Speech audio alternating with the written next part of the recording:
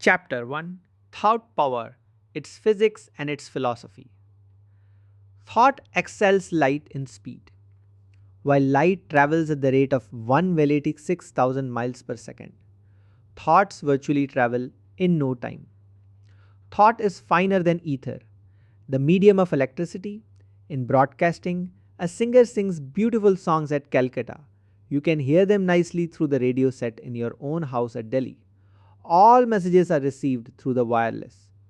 Even so, your mind is like a wireless machine, a saint with peace, poise, harmony, and spiritual waves sends out into the world thoughts of harmony and peace. They travel with lightning speed in all directions and enter the minds of persons and produce in them also similar thoughts of harmony and peace. Whereas a worldly man, whose mind is full of jealousy, revenge, and hatred, sends out discordant thoughts which enter the minds of thousands and stir in them similar thoughts of hatred and discord. The medium through which thoughts travel. If you throw a piece of stone in a tank or a pool of water, it will produce a succession of concentric waves traveling all around from the affected place. The light of a candle will similarly give rise to waves of ethereal vibrations traveling in all directions from the candle. In the same manner, when a thought, whether good or evil, crosses the mind of a person, it gives rise to vibrations in the manas or mental atmosphere, which travel far and wide in all directions. What is the possible medium through which thoughts can travel from one mind to another?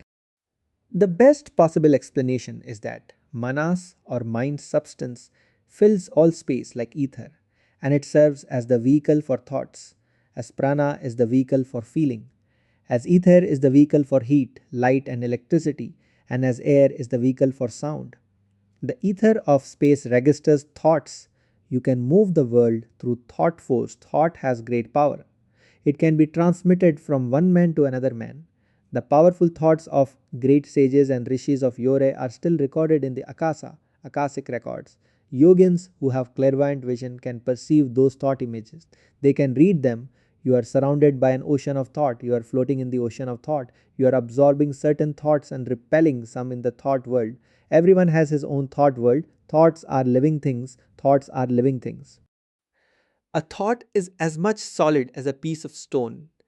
We may cease to be, but our thoughts can never die. Every change in thought is accompanied by vibration of its matter. Mental thought as force needs a special kind of subtle matter in its working. The stronger the thoughts, the earlier the fructification thought is focused and given a particular direction, and in the degree that thought is thus focused and given direction, it is effective in the work it is sent out to accomplish. Thoughts are finer forces. Thought is a finer force. This is supplied to us by food. If you read Handogya Upanishad, the dialogue between Udalaka and Svetaketu, you will understand this point well. If the food is pure, thought also becomes pure. He who has pure thoughts speaks very powerfully and produces deep impression on the minds of the hearers by his speech. He influences thousands of persons through his pure thoughts. A pure thought is sharper than the edge of a razor. Entertain always pure, sublime thoughts. Thought culture is an exact science. Thoughts as wireless messages. Those who harbor thoughts of hatred, jealousy, revenge, and malice are verily very dangerous persons. They cause unrest and ill will amongst men. Their thoughts and feelings are like wireless messages broadcast in ether and are received by those whose minds respond to such vibrations. Thought moves with tremendous velocity. Those who entertain sublime and pious thoughts help others who are in their vicinity and at a distance also. Thoughts are tremendous powers. Thought has got tremendous power. Thought can heal diseases. Thoughts can transform the mentality of persons. Thought can do anything. It can work wonders. The velocity of thought is unimaginable. Thought is a dynamic force. It is caused by the vibrations of psychic prana or sukshma prana on the mental substance. It is a force like gravitation, cohesion, or repulsion. Thought travels or moves, thought waves and thought transference. What is this world after all? It is nothing but the materialization of the thought forms of Hiranyagarbha or God. You have got waves of heat and light and electricity in science. There are also thought waves in yoga. Thought has tremendous power. Everybody is experiencing the power of thought unconsciously to a greater or lesser degree. Great yogins like Janadev Bhartrihari and Patanjali used to send and receive messages to and from distant persons through mind telepathy, mental radio, and thought transference. Telepathy was the first wireless telegraph and telephone service ever known to the world. Just as you take physical exercises, play games such as tennis and cricket in order to maintain physical health, you will have to maintain mental health by radiating the right thought waves, by taking sattvic food, mental recreation of an innocent and harmless nature, change of mood, relaxation of mind by entertaining good, ennobling and sublime thoughts, and by cultivating the habit of cheerfulness. Marvels of thought vibrations. Every thought that you send out is a vibration which never perishes. It goes on vibrating every particle of the universe, and if your thoughts are noble, holy, and forcible, they set in vibration every sympathetic mind. Unconsciously, all people who are like you take the thought you have projected, and in accordance with the capacity that they have, they send out similar thoughts. The result is that, without your knowledge of the consequences of your own work, you will be setting in motion great forces which will work together and put down the lowly and mean thoughts generated by the selfish and the wicked. Diversity of thought vibrations. Every man has his own mental world, his own mode of thinking, his own ways of understanding things, and his own ways of acting. Just as the face and voice of every man differ from those of another man, the mode of thinking and understanding also differs.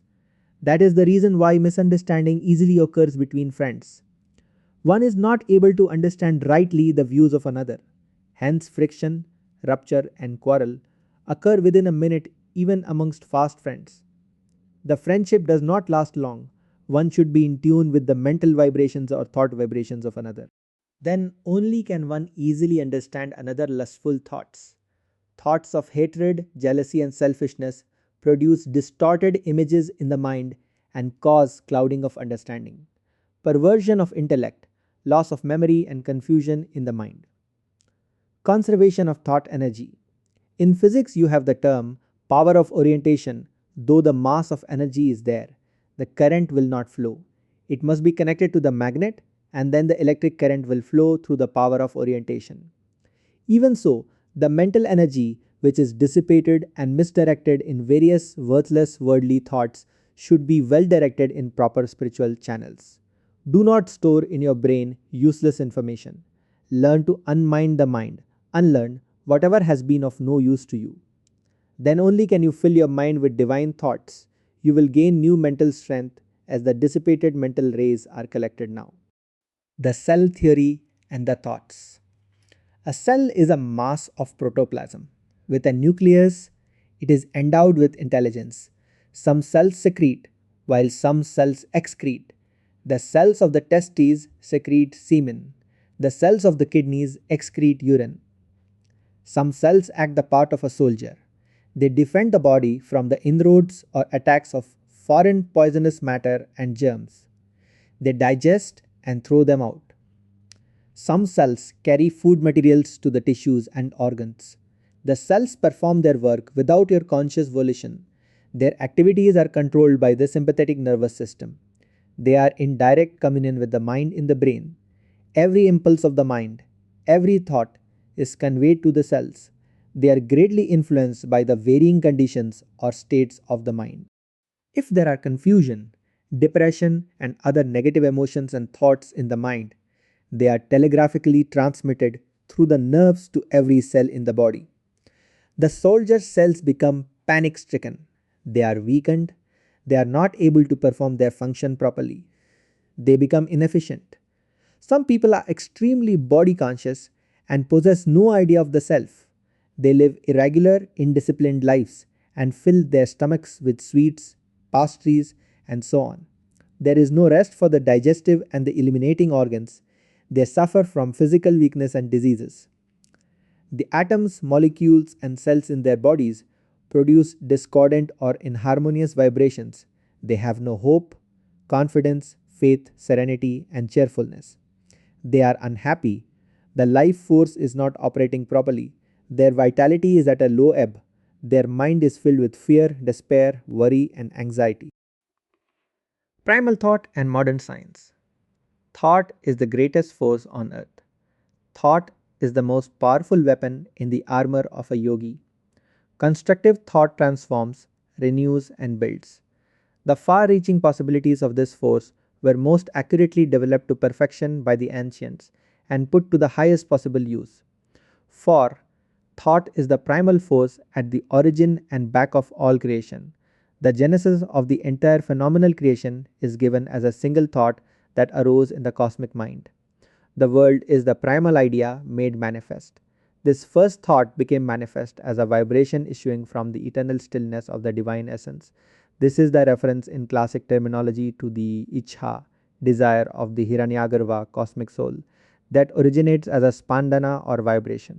This vibration is nothing like the rapid oscillation to and fro of physical particles, but is something infinitely subtle, so subtle as to be even inconceivable to the normal mind. But this has made it clear that all forces are ultimately resolvable into a state of pure vibration. Modern science also has newly arrived at this conclusion after its prolonged researches in external physical nature. Radium and the rare yogi. Radium is a rare commodity. Yogins who have controlled their thoughts are also very rare in this world. Like radium, just as sweet perfume continuously emanates from an incense stick, so also divine perfume and divine effulgence, magnetic, Brahmic aura, radiate from a yogi who has controlled his thoughts and who is constantly dwelling on Brahman or the infinite. The effulgence and perfume of his face is Brahma Varchas. When you hold in your hand a bouquet made of jasmine, rose, and champaka flowers, the sweet perfume pervades the whole hall and tickles all alike. Even so, the perfume or fame and reputation, yasas and kirti, of a yogi who has controlled his thoughts spreads far and wide. He becomes a cosmic force, thought its weight, size, and shape. Every thought has got weight, shape, size, form, color, quality, and power. A yogi can see all these thoughts directly with his inner yogic eye. Thoughts are like things. Just as you hand over an orange to your friend and take it back, so also you can give a useful, powerful thought to your friend and also take it back. Thought is a great force. It moves, it creates. You can work wonders with the power of thought. You must know the right technique of handling and manipulating a thought. Thought, its form, its name, and color. Suppose your mind is rendered perfectly calm, entirely without thoughts. Nevertheless, as soon as thought begins to rise, it will immediately take name and form. Every thought has a certain name and a certain form. Thus, you find that every idea that man has or can have must be connected with a certain word as its counterpart. Form is the grosser and name the finer state of a single manifesting power called thought. But these three are one. Wherever there is one, the other two also are there. Wherever name is, there are form and thought. A spiritual thought has yellow color. A thought charged with anger and hatred is of a dark red color. A selfish thought has a brown color, and so on. Thought its power, workings, and uses. Thought is a vital, living, dynamic power. The most vital, subtle, and irresistible force existing in the universe. Through the instrumentality of thought, you acquire creative power. Thought passes from one man to another. It influences people. A man of powerful thought can influence readily people of weak thoughts. There are nowadays numerous books on thought culture, thought power, thought dynamics. A study of them will give you a comprehensive understanding of thought, its power, its workings, and usefulness. We live in a boundless world of thoughts. Thought alone is the whole world. The great pains, the old age, death, and the great sin, earth, water, fire, air, ether, thought binds a man. He who has controlled his thoughts is a veritable god on this earth. You live in a world of thoughts. First is thought. Then there is the expression of that thought through the organ of speech. Thought and language are intimately connected. Thoughts of anger, bitterness, and malice injure others. If the mind, which is the cause of all thoughts, vanishes, the external objects will disappear. Thoughts are things, sound, touch, form, taste, and odor, the five sheaths, the waking, the dreaming, and deep sleep states, all these are the products of mind. Sankalpa, passion, anger, bondage, time know them to be the result of mind. Mind is the king of the Indriyas or senses. Thought is the root of all mental process. The thoughts that we perceive all round us are only the mind in form or substance. Thought creates, thought destroys. Bitterness and sweetness do not lie in the objects, but they are in the mind, in the subject, in thinking. They are created by thought. Through the play of the mind or thought upon objects, proximity appears to be a great distance and vice versa. All objects in this world are unconnected. They are connected and associated together only by thought, by the imagination of your mind. It is the mind that gives color, shape, qualities to the objects. Mind assumes the shape of any object it intensely thinks upon. Friend and enemy, virtue and vice are in the mind only. Every man creates a world of good and evil, pleasure and pain out of his own imagination only. Good and evil, pleasure and pain do not proceed from objects. These belong to the attitude of your mind. There is nothing good nor pleasant in this world. Your imagination makes it so. Thoughts, electricity, and philosophy. Thoughts are giant powers. They are more powerful than electricity. They control your life, mold your character, and shape your destiny. Mark how one thought expands into many thoughts within a short time. Suppose you get an idea to set up a tea party for your friends. The one thought of tea invites instantaneously the thoughts of sugar, milk, teacups, tables, chairs, tablecloth, napkins, spoons, cakes, biscuits, etc. So, this world is nothing but the expansion of thoughts. The expansion of thoughts of the mind towards the objects is bondage, and the renunciation of thoughts is liberation. You must be very watchful in nipping the thoughts in the bud. Only then will you be really happy. Mind tricks and plays. You must understand its nature, ways, and habits. Then only can you control it very easily. The world's most extraordinary book of practical philosophical idealism of India is Yoga Vasishta. The gist of this work is this: the non dual Brahman or the immortal soul alone exists. This universe, as universe is not, knowledge of the self alone will free one from this round of births and deaths. Extinction of thoughts and vasanas is moksha. Expansion of mind alone is sankalpa. Sankalpa or thought, through its power of differentiation, generates this universe. This world is a play of the mind. This world does not exist in the three periods of time. Extinction of sankalpas is moksha. Annihilate this little I, vasanas, sankalpas, thoughts meditate on the self and become a jivan mukta. Outer world pre-exists in the thoughts. Every thought has an image. A table is a mental image plus some external thing. Whatever you see outside has its counterpart in the mind. The pupil is a small round thing in the eye. Retina is a small structure. How is it that the image of a big mountain seen through a small aperture or structure cast on the mind? This is a marvel of marvels. The image of a mountain already exists in the mind. The mind is like a vast sheet of canvas that contains all the pictures of the objects seen outside. World a projection of thought. Careful reflection will show that the entire universe is in reality the projection of the human mind Manomatram Jagat.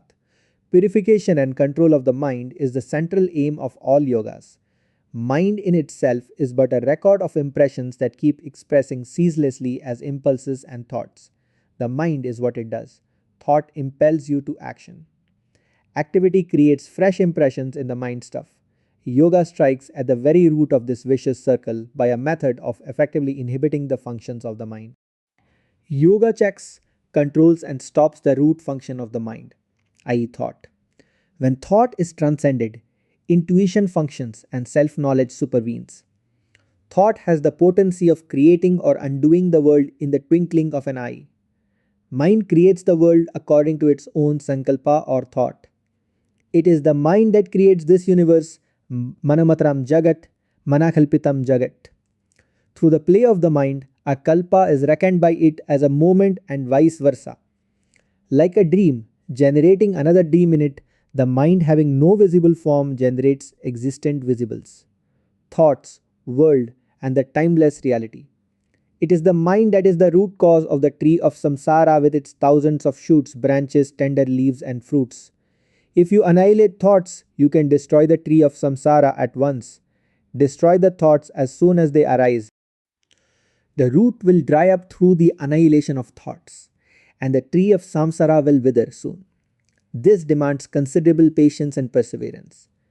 You will be bathed in the ocean of bliss when all thoughts are extirpated. This state is indescribable. You will have to feel it yourself. Just as the fire is absorbed into its source when the fuel is burnt out, so also the mind is absorbed into its source, the Atman, when all sankalpas or thoughts are annihilated. Then one attains Kaivalya, the experience of the timeless reality, the state of absolute independence. Chapter 2 Thought. Power, its laws, and its dynamics. Thought, the architect of destiny. If the mind dwells continually upon one train of thought, a groove is formed into which the thought force runs automatically, and such a habit of thought survives death, and since it belongs to the ego, is carried over to the subsequent earth life as a thought tendency and capacity. Every thought, it must be remembered, has got its own mental image.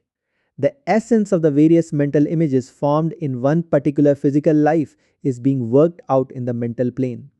It constitutes the basis for the next physical life. Just as a new physical body is formed in every birth, so also a new mind and a new buddhi are formed in every birth. Not easy is the act of explaining the detailed workings of thought and destiny. Every karma produces twofold effect, one on the individual mind and the other on the world. Man makes the circumstances of his future life by the effect of his actions upon others. Every action has a past which leads up to it. Every action has a future which proceeds from it. An action implies a desire which prompted it and a thought which shaped it. Each thought is a link in an endless chain of causes and effects, each effect becoming a cause, and each cause having been an effect. And each link in the endless chain is welded out of three components: desire, thought, and activity. A desire stimulates a thought. A thought embodies itself as an act. Act constitutes the web of destiny.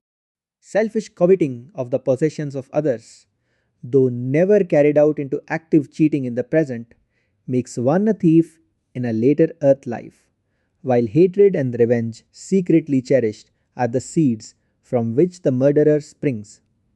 So again, unselfish loving yields, as harvest the philanthropist and the saint, and every thought of compassion helps to build the tender and pitiful nature which belongs to one who is a friend to all creatures. Sage Vasishta asks Rama to do Purushartha, or show the prowess of self exertion. Do not yield to fatalism. It will induce inertia and laziness. Recognize the great powers of thought. Exert by right thinking, make for yourself a great destiny. Prarabdha is Purushartha of last birth. You sow an action and reap a habit. A habit sown results in character. You sow a character and reap a destiny. Man is the master of his own destiny. You yourself make, by the power of your thought, your destiny. You can undo it if you like. All faculties, energies, and powers are latent in you. Unfold them and become free and great thoughts. Chisel your countenance. Your face is like a gramophone record or plate. Whatever you think is at once written on your face. Every vicious thought serves as a chisel or needle to write down the thoughts on your countenance. Your faces are covered with the scars and wounds which are made by the vicious thoughts of hatred, anger, lust, jealousy, revenge, etc. from the nature of the scar on your face. We can at once read your state of mind. We can at once diagnose the disease of your mind. He who thinks that he can hide his thoughts is a dunce of the first water. His position is like that of the ostrich, which, when chased by the hunters, hides its head underneath the sand and imagines that it cannot be seen by anyone. Face is the index of the mind. Face is the mold of the mind. Every thought cuts a groove in the face. A divine thought brightens the face. An evil thought darkens the face. Continued divine thoughts increase the aura or halo. Continued evil thoughts increase the depth of dark impressions, just as the continued striking of a vessel against the edge of a well, while drawing water makes deeper and deeper hollow on the vessel. The facial expression truly advertises the inner state of the mind or the true contents of the mind. The face is like an advertisement board wherein is advertised what is going inside the mind. Your thoughts, sentiments, moods, and emotions produce their strong impressions on the face. In your face, you can hardly hide your thoughts. You may wrongly think that you have kept up your thoughts in secret. The thoughts of lust, greed, jealousy, anger, revenge, hatred, etc. at once produce their deep impressions on your face. The face is a faithful recorder and a sensitive registering apparatus to register and record all the thoughts that are in your mind. The face is a polished mirror to indicate the nature of the mind and its contents at a particular time. Thoughts feature the physical expressions. Mind is the subtle form of this physical body. The physical body is the outward manifestation of the thoughts. So when the mind is wrought, the body is wrought too. As a man of rough appearance generally cannot invoke love and mercy of others, so a rough minded man cannot invoke love and mercy of anybody. Mind very conspicuously reflects on the face its various states, which a man of intelligence can very easily read. The body follows the mind. If the mind thinks of falling from a height, the body prepares itself immediately and shows external signs. Fear, anxiety, grief, cheerfulness, hilarity, anger all produce their various impressions on the face. Your eyes betray your thoughts. The eyes, which represent the windows of the soul, bespeak of the condition and state of the mind.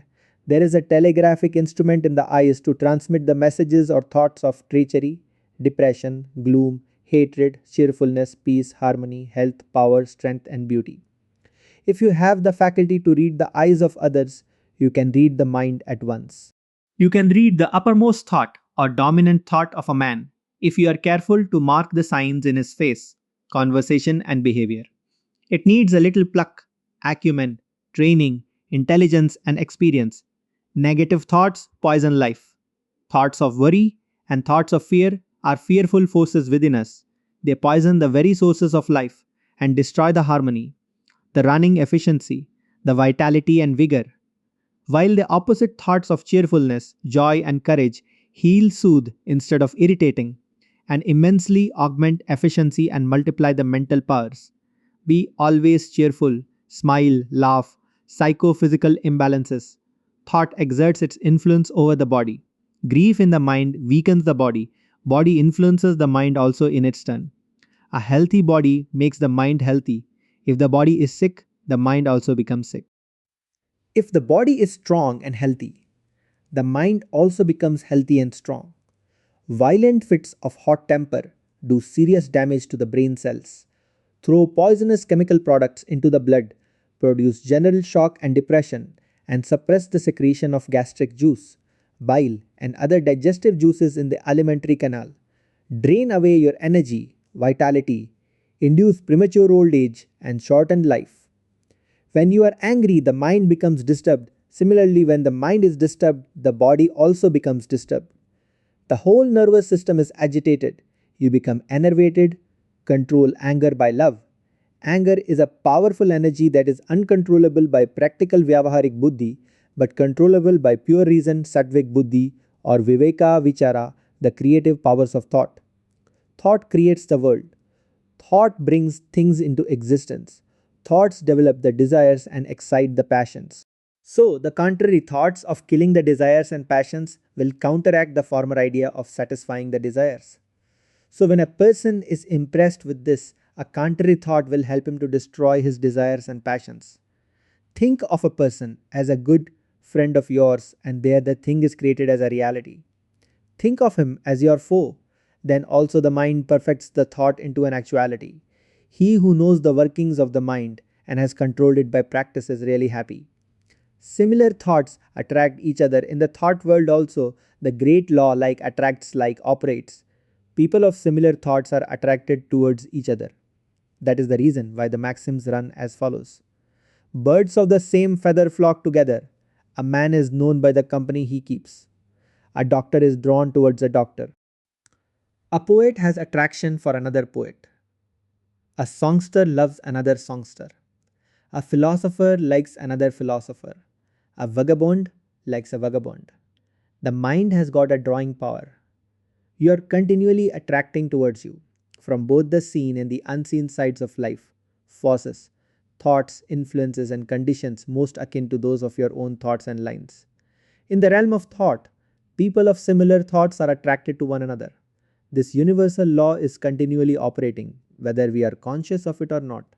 Carry any kind of thought you please about with you, and so long as you retain it, no matter how you roam over the land or sea, you will unceasingly attract to yourself, knowingly or inadvertently, exactly and only what corresponds to your own dominant quality of thought. Thoughts are your private property, and you can regulate them to suit your taste entirely by steadily recognizing your ability to do so. You have entirely in your own hands to determine the order of thought you entertain, and consequently the order of influence you attract, and are not mere willowy creatures of circumstances, unless indeed you choose to be Spanish flu and the contagion of thoughts. Mental actions are real actions. Thought is the real action. It is a dynamic force. It may be remembered. Thought is very contagious, nay, more contagious than the Spanish flu. A sympathetic thought in you raises a sympathetic thought in others with whom you come in contact. A thought of anger produces a similar vibration in those who surround an angry man. It leaves the brain of one man and enters the brains of others who live at a long distance and excites them. A cheerful thought in you produces cheerful thoughts in others. You are filled with joy and intense delight when you see a batch of hilarious children playing mirthfully and dancing in joy. A thought of joy in us creates sympathetically a thought of joy in others. So do sublime elevating thoughts. Keep a good and honest man in the company of a thief. He will begin to steal. Keep a sober man in the company of a drunkard. He will begin to drink. Thought is very contagious. The application of a psychological law. Keep the heart young. Do not think, I have become old. To think I have become old is a bad habit. Do not entertain this thought. At 60, think I'm 16. As you think, so you become. This is a great psychological law. As a man thinketh, so he becometh. This is a great truth or truism. Think I am strong, strong you become. Think I am weak, weak you become. Think I am a fool, fool you become. Think I am a sage or God, sage or God you become. Thought alone shapes and molds a man. Man lives always in a world of thoughts. Every man has his own thought world. Imagination works wonders. Thought has tremendous force. Thought, as already said, is a solid thing. Your present is the result of your past thoughts, and your future will be according to your present thoughts.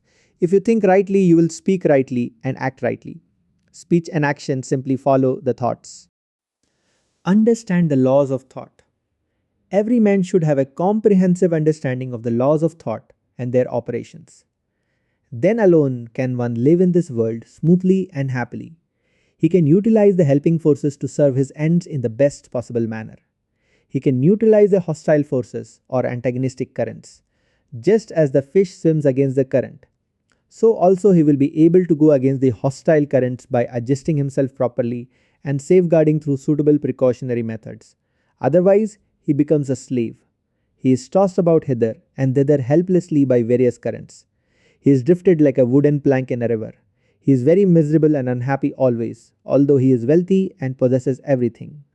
The captain of a steamer who has mariner's compass, who has knowledge of the sea, the routes, and the oceanic currents can sail smoothly. Otherwise, his steamer will be drifted here and there helplessly and wrecked by dashing against some icebergs or rocks. Likewise, a wise sailor in the ocean of this life, who has a detailed knowledge of the laws of thought and nature, can sail smoothly and reach the goal of his life positively.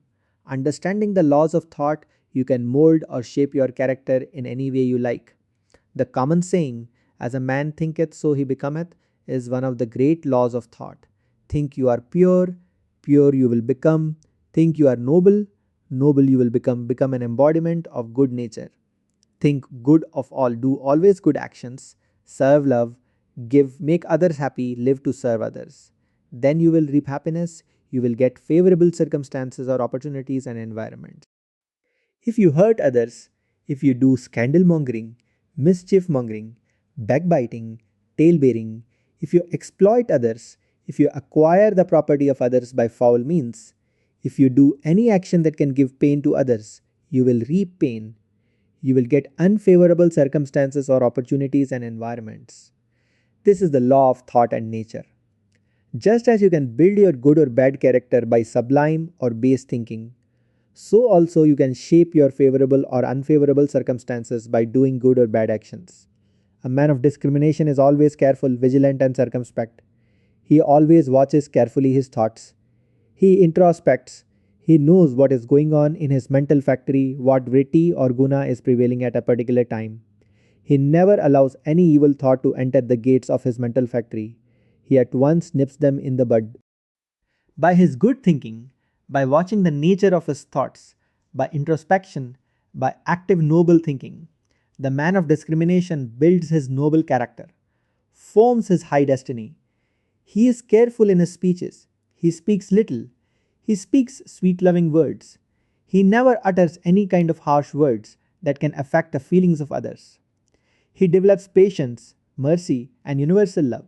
He tries to speak truth. Thus, he puts a check on the vakindriya and the impulses of speech. He uses measured words. He writes measured lines. This produces deeply profound and favorable impression on the minds of the people. He practices ahimsa and brahmacharya in thought, word, and deed. He practices saucha and arjamacharya in thought, word, and deed. He practices saucha and arjava straightforwardness. He tries to keep up balance of mind and to be always cheerful. He keeps up suddhabhava. He tries these three kinds of tapas: physical, verbal, and mental, and controls his actions. He cannot think any evil. He cannot do any evil action. He prepares himself to get always favorable circumstances. He who spreads happiness will always get such favorable circumstances as can bring him happiness. He who spreads pain to others will doubtless get, according to the law of thought, such unfavorable circumstances as can bring him misery and pain. Therefore, man creates his own character and circumstances by the manner of his own thinking. Bad character can be transmuted into good one by good thoughts, and unfavorable circumstances can be changed into favorable circumstances by doing good actions. The laws implied in higher thoughts: as you think, so you become; as are your thoughts, so must be your life. Improve your thinking, better thoughts bring better actions. Mere thinking of the objects of this world is pain. Bondage is caused by the very act of thought. Pure thought is a mightier force than electricity. The mind which is attracted by objects of sense tends to bondage, while that which is not so attracted tends to emancipation. Mind is a dacoit. Slay this mind dacoit, you will be happy and free forever. Manifest all your strength in the task of conquering your mind. This is true manliness or purushartha. Self-denial is a means to the purification and refinement of mind. Purify and still the thoughts. The layers of ignorance covering knowledge will not be removed without a calm mind. The subtle part of food forms the mind. Mind is manufactured out of food. The subtle part of food is transformed into mind. Food does not mean merely what we eat, but what we gather through all our senses. Learn to see God everywhere. This is real food for the eye. Purity of thought depends upon purity of food.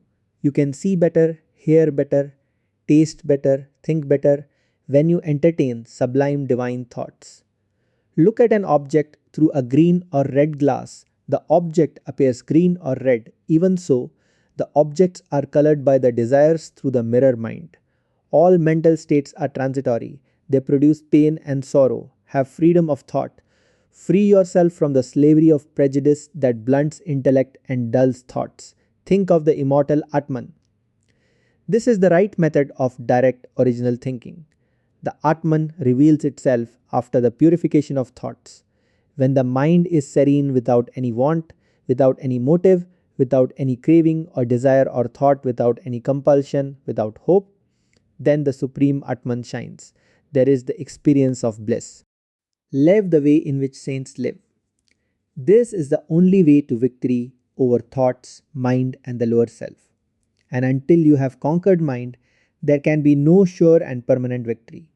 Thought a boomerang. Be careful of your thoughts.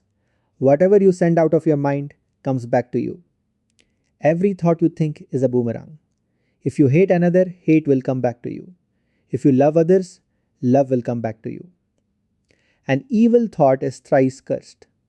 First, it harms the thinker by doing injury to his mental body. Secondly, it harms the person who is its object. Lastly, it harms all mankind by vitiating the whole mental atmosphere. Every evil thought is as a sword drawn on the person to whom it is directed. If you entertain thoughts of hatred, you are really a murderer of that man against whom you foster thoughts of hatred. You are your own suicide, because these thoughts rebound upon you only. A mind tenanted by evil thoughts acts as a magnet to attract like thoughts from others and thus intensifies the original evil. Evil thoughts thrown into the mental atmosphere poison receptive minds. To dwell on an evil thought gradually deprives it of its repulsiveness and impels the thinker to perform an action which embodies it. Thoughts and the waves of the sea. Thoughts are like the waves of an ocean. They are countless. You may become desperate in the beginning of your attempt to conquer them. Some thoughts will subside while some other thoughts will gush out like a stream. The same old thoughts that were once suppressed may again show their faces after some time. Never become despondent at any stage of practice. You will surely get inner spiritual strength. You are bound to succeed in the end. All the yogins of yore had to encounter the same difficulties that you are experiencing now. The process of destruction of mental modifications is difficult and long. All thoughts cannot be destroyed in a day or two.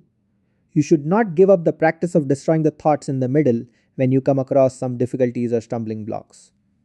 Your first attempt should be to reduce your wants and desires. Reduce your wants and desires, then the thoughts will decrease by themselves. Gradually, all thoughts will be extirpated. Color and influence of saintly thoughts. The Buddha declared, all that we are is made up of our thoughts. It is our thoughts that cause the round of births. So, we should always strive to purify our thoughts. When we go and sit near a sage, we feel a unique calmness. But if we are in the company of a bad and selfish person, we feel uneasy. It is because the vibrations of peace and calmness emanate from the aura of the sage, whereas from the aura of the selfish person emanate vibrations of evil and selfish thoughts. The second effect of thought is the creation of a definite form. The quality and the nature of a thought determine the color and the clearness of that thought form. A thought form is a living entity and it has a strong tendency to carry out the intention of the thinker. Blue thought forms denote devotion. The thought form of self-renunciation is of the loveliest pale azure with a white light shining through it. Thought forms of selfishness, pride and anger are of grey-brown, orange and red color respectively. We are always surrounded by these thought forms and our minds are seriously affected by them. Not 1/4 of our thoughts are our own, but are simply picked up from the atmosphere. Mostly they are of evil nature. So we should always utter God's name mentally. It will always protect us from their evil influence. Aura and dynamics of a developed mind, particularly around minds of highly developed thought power. We sense the manifest phenomenon of a powerful aura. The palpable influence of a highly developed mind over a less developed mind needs to be specially marked. It is not possible to provide a description of what it is like to be in the presence of a master or a developed adept. To sit in his presence, though he hardly speaks a word, is to feel a thrilling sensation and discover the impacts of new inspirations that it wields on our minds. Mind carries aura, mental aura, or psychic aura. The Sanskrit term for aura is tejas. It is brilliance or halo that emanates from the phenomenon of mind. In those who have sought the full development of their minds, we find it extremely effulgent. It is capacitated to travel long distances and affect in the most beneficial manner a large number of persons who are privileged to come under its influence. It must be noted that the spiritual aura is far more powerful than either psychic or pranic or mental aura. Dynamics of thoughts and moods. People of gloomy moods attract to themselves gloomy things and gloomy thoughts from others and from the Akashic records in the physical ether. Persons with hope, confidence, and cheerful spirits attract thoughts of similar nature from others. They are always successful in their attempts. People with negative moods of depression, anger, and hatred do positive injury to others. They infect others and raise these destructivities in others. They are culpable. They do great damage in the thought world. People with happy and cheerful moods are a blessing to society. They bring happiness to others, just as a young, beautiful lady covers her face and does not like to come out to mix with others in society when she has a nasty, festering sore on her cheeks or nose. Also, you should not come in public and mix with your friends and other people when you have a mood of depression, a mood of hatred or jealousy, for you will infect others with these moods. You will be a menace to the society. Thought dynamics in universal environs. Thought actually leaves the brain and hovers about. When a thought, whether good or evil, leaves the mind of a person, it gives rise to vibrations in the manas or mental atmosphere, which travel far and wide in all directions. It enters the brains of others also. A sage living in a Himalayan cave transmits a powerful thought to a corner of America. He who tries to purify himself in a cave really purifies the world, helps the world at large. Nobody can prevent his pure thoughts coming out and passing on to those others that really want them. Just as the sun goes on, continuously converting into vapor every drop of water that is on the surface of the earth, and just as all the vapor thus rising up gathers together in the form of clouds, all the thoughts that you project from your own lonely corner will mount up and be wafted across space. Join similar thoughts projected by those who are like you, and in the end, all these holy thoughts will come down with tremendous force to subjugate undesirable forces. Chapter 3: Value and Uses of Thought Power. Serve others by thought vibrations. A true monk or sannyasin can do everything through his thought vibrations. A sannyasin or yogi need not become the president of an association or the leader of a social or political movement. It is a foolish and puerile idea. Indians have now imbibed the missionary spirit of the West and cry out that sannyasins should come out and take part in social and political activities. It is a sad mistake. It is not necessary that a sannyasin, a saint, should appear on the platform to help the world, to preach and elevate the minds of people. Some saints preach by example. Their very lives are an embodiment of teaching. Their very sight elevates the minds of thousands. A saint is a living assurance for others for God realization. Many draw inspiration from the sight of holy saints. No one can check the thought vibrations from the saints. Their pure, strong thought vibrations travel a very long distance, purify the world, and enter the minds of many thousands of persons. There is no doubt in this. Doctors can heal by suggestion. Doctors should have a thorough knowledge of the science of suggestion sincere. Sympathetic doctors are very rare. Doctors who have no knowledge of suggestion do more harm than good. They kill patients sometimes by unnecessarily frightening them. If there is a little cough of an ordinary nature, the doctor says, "Now, my friend, you have got TB. You must go to Bhavali or Switzerland or Vienna. You must go in for a course of tuberculin injection." Poor patient is frightened. There is not at all any sign of consumption. The case is an ordinary one. It is simple catarrh of the chest from exposure to chills. The patient actually develops phthisis by fright and worry, owing to the wrong destructive suggestion of the doctor. The doctor ought to have told him, "Oh, it is nothing. It is simple cold. You will be all right by tomorrow. Take a purgative and inhale a little oil of eucalyptus. Adjust your diet. It is better you fast today." Such doctor is God himself. He must be adored. A doctor may say now, "Well, sir, if I say so, I will lose my practice. I cannot pull on in this world." This is a mistake. Truth always gains victory. People will run to you as you are sympathetic and kind. You will have a roaring practice. There is healing by suggestion. This is a drugless treatment. This is suggestive therapeutics. By good and powerful suggestion, you can cure any disease. You will have to learn this science and practice it. All doctors of homeopathic, allopathic, Ayurvedic, and Unani systems should know this science. They can combine this system along with their own systems. They will have a roaring practice by this happy combination yogins preach by thought transference. Through their spiritual vibrations and magnetic aura, the unknown real yogins help the world more than the yogins of the platform. Preaching from the pulpits and platforms belongs to men of second grade spirituality who have no knowledge and never put to use the supernormal faculties and powers latent in them. Great adepts and Mahatmas transmit their message through telepathy to deserving aspirants in different corners of the world. Means of communication that are supernormal to us are quite normal to a yogi. Influence others by thought. You can influence another man without any audible language. What is wanted is concentration of thought that is directed by the will. This is telepathy. Here is an exercise for your practice in telepathy. Think of your friend or cousin who is living in a distant land.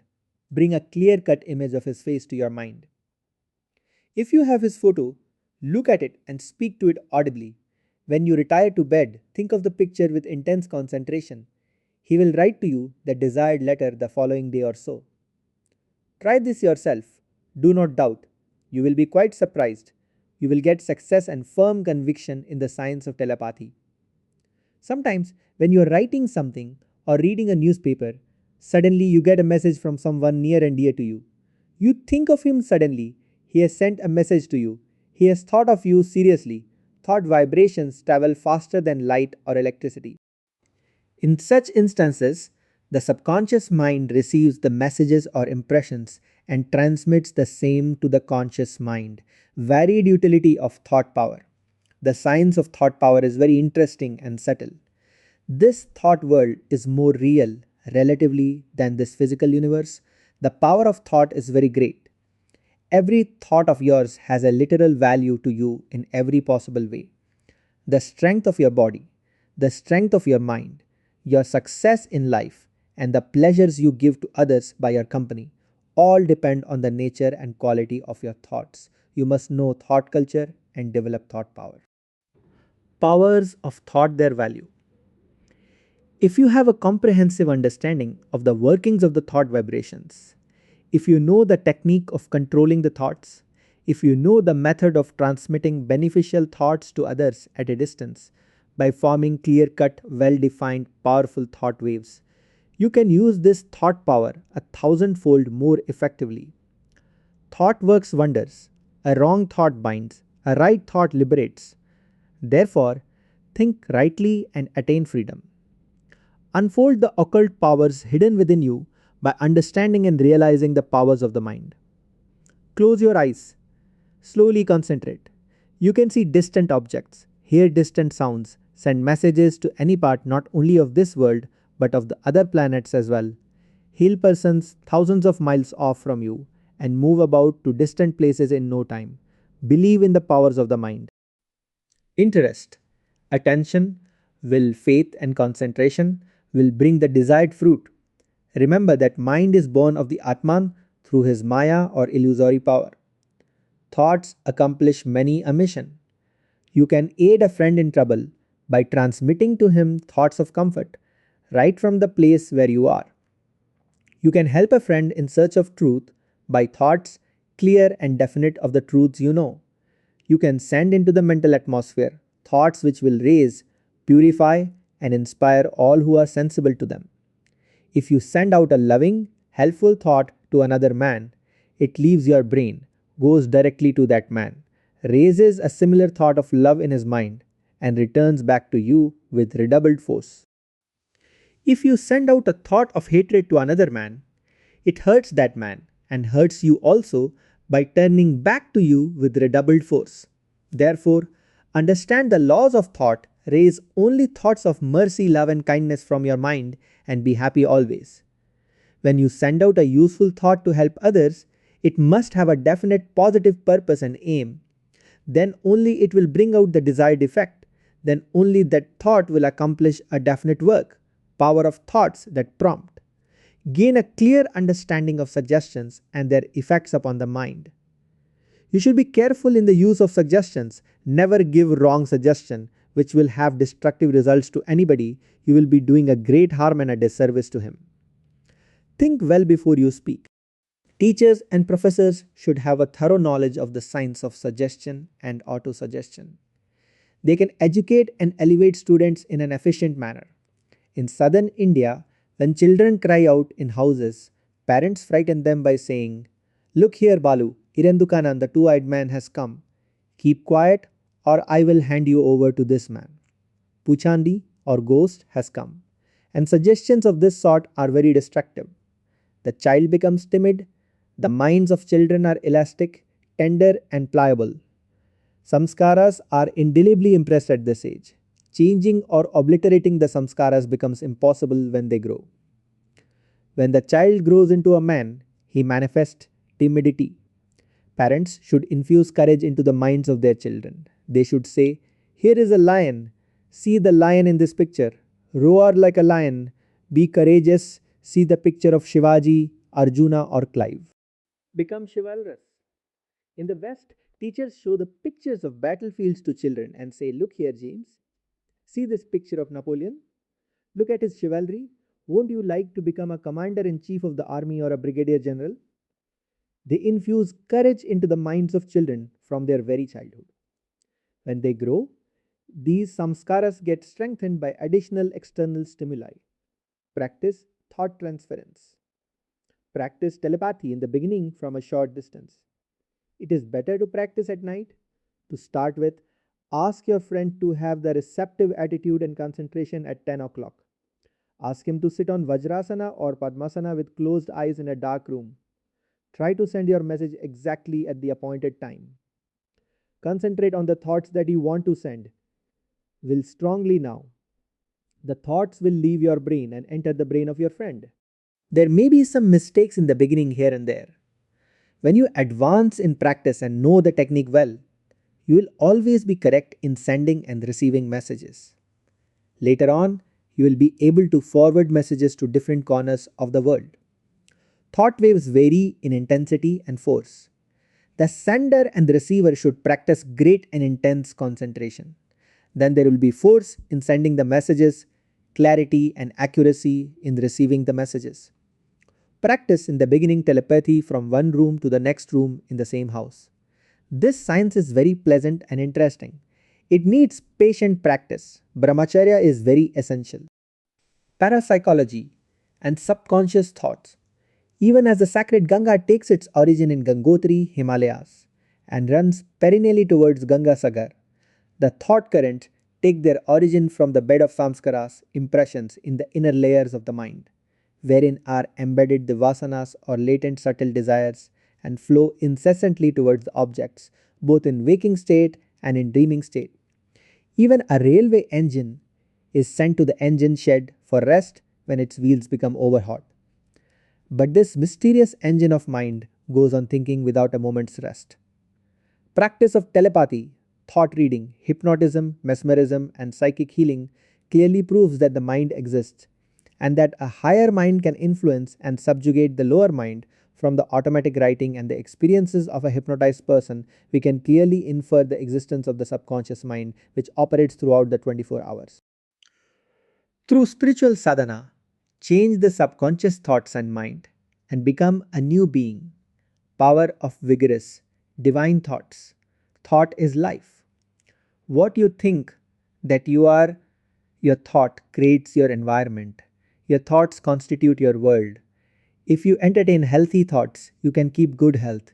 If you hold on to sickly thoughts in the mind, thoughts of diseased tissues, thoughts of weak nerves, thoughts of improper functioning of organs, of viscera, you can never expect good health, beauty, and harmony. Remember that body is a product of the mind and is under the control of mind. If you hold on to vigorous thoughts, your body too will be vigorous. Thoughts of love, peace, contentment, purity, perfection, divinity will make you and also others around you perfect and divine. Cultivate divine thoughts. Chapter 4. The functions of thought power. Thoughts promote radiant health.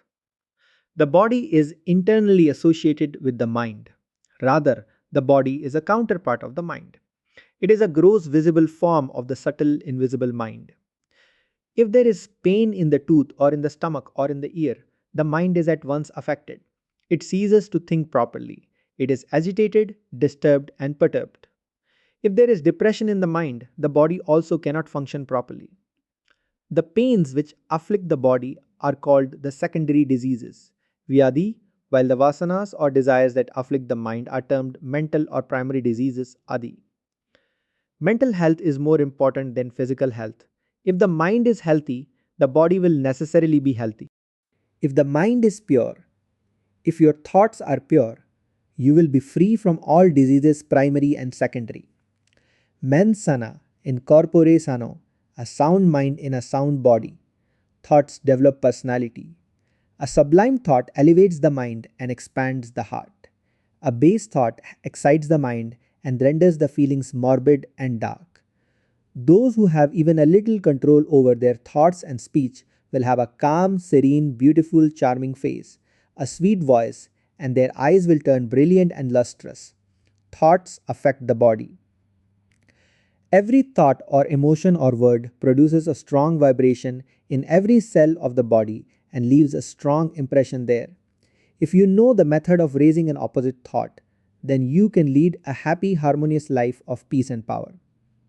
Thought of love will at once neutralize a thought of hatred. A thought of courage will immediately serve as a powerful antidote against a thought of fear. Thought power changes destiny. Man sows a thought and reaps an action. He sows an action and reaps a habit. He sows a habit and reaps a character. He sows a character and reaps a destiny. Man has made his own destiny by his own thinking and acting. He can change his destiny. He is the master of his own destiny. There is no doubt of this. By right thinking and strong exertion, he can become the master of his destiny. Some ignorant people say, karma does everything, it is all destiny. If I am destined by my karma to be like this or that, why then should I exert?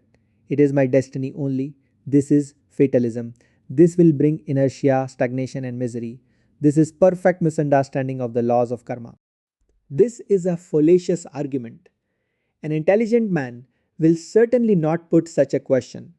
You have made your own destiny from within by your thoughts and actions. You have a free will to choose now.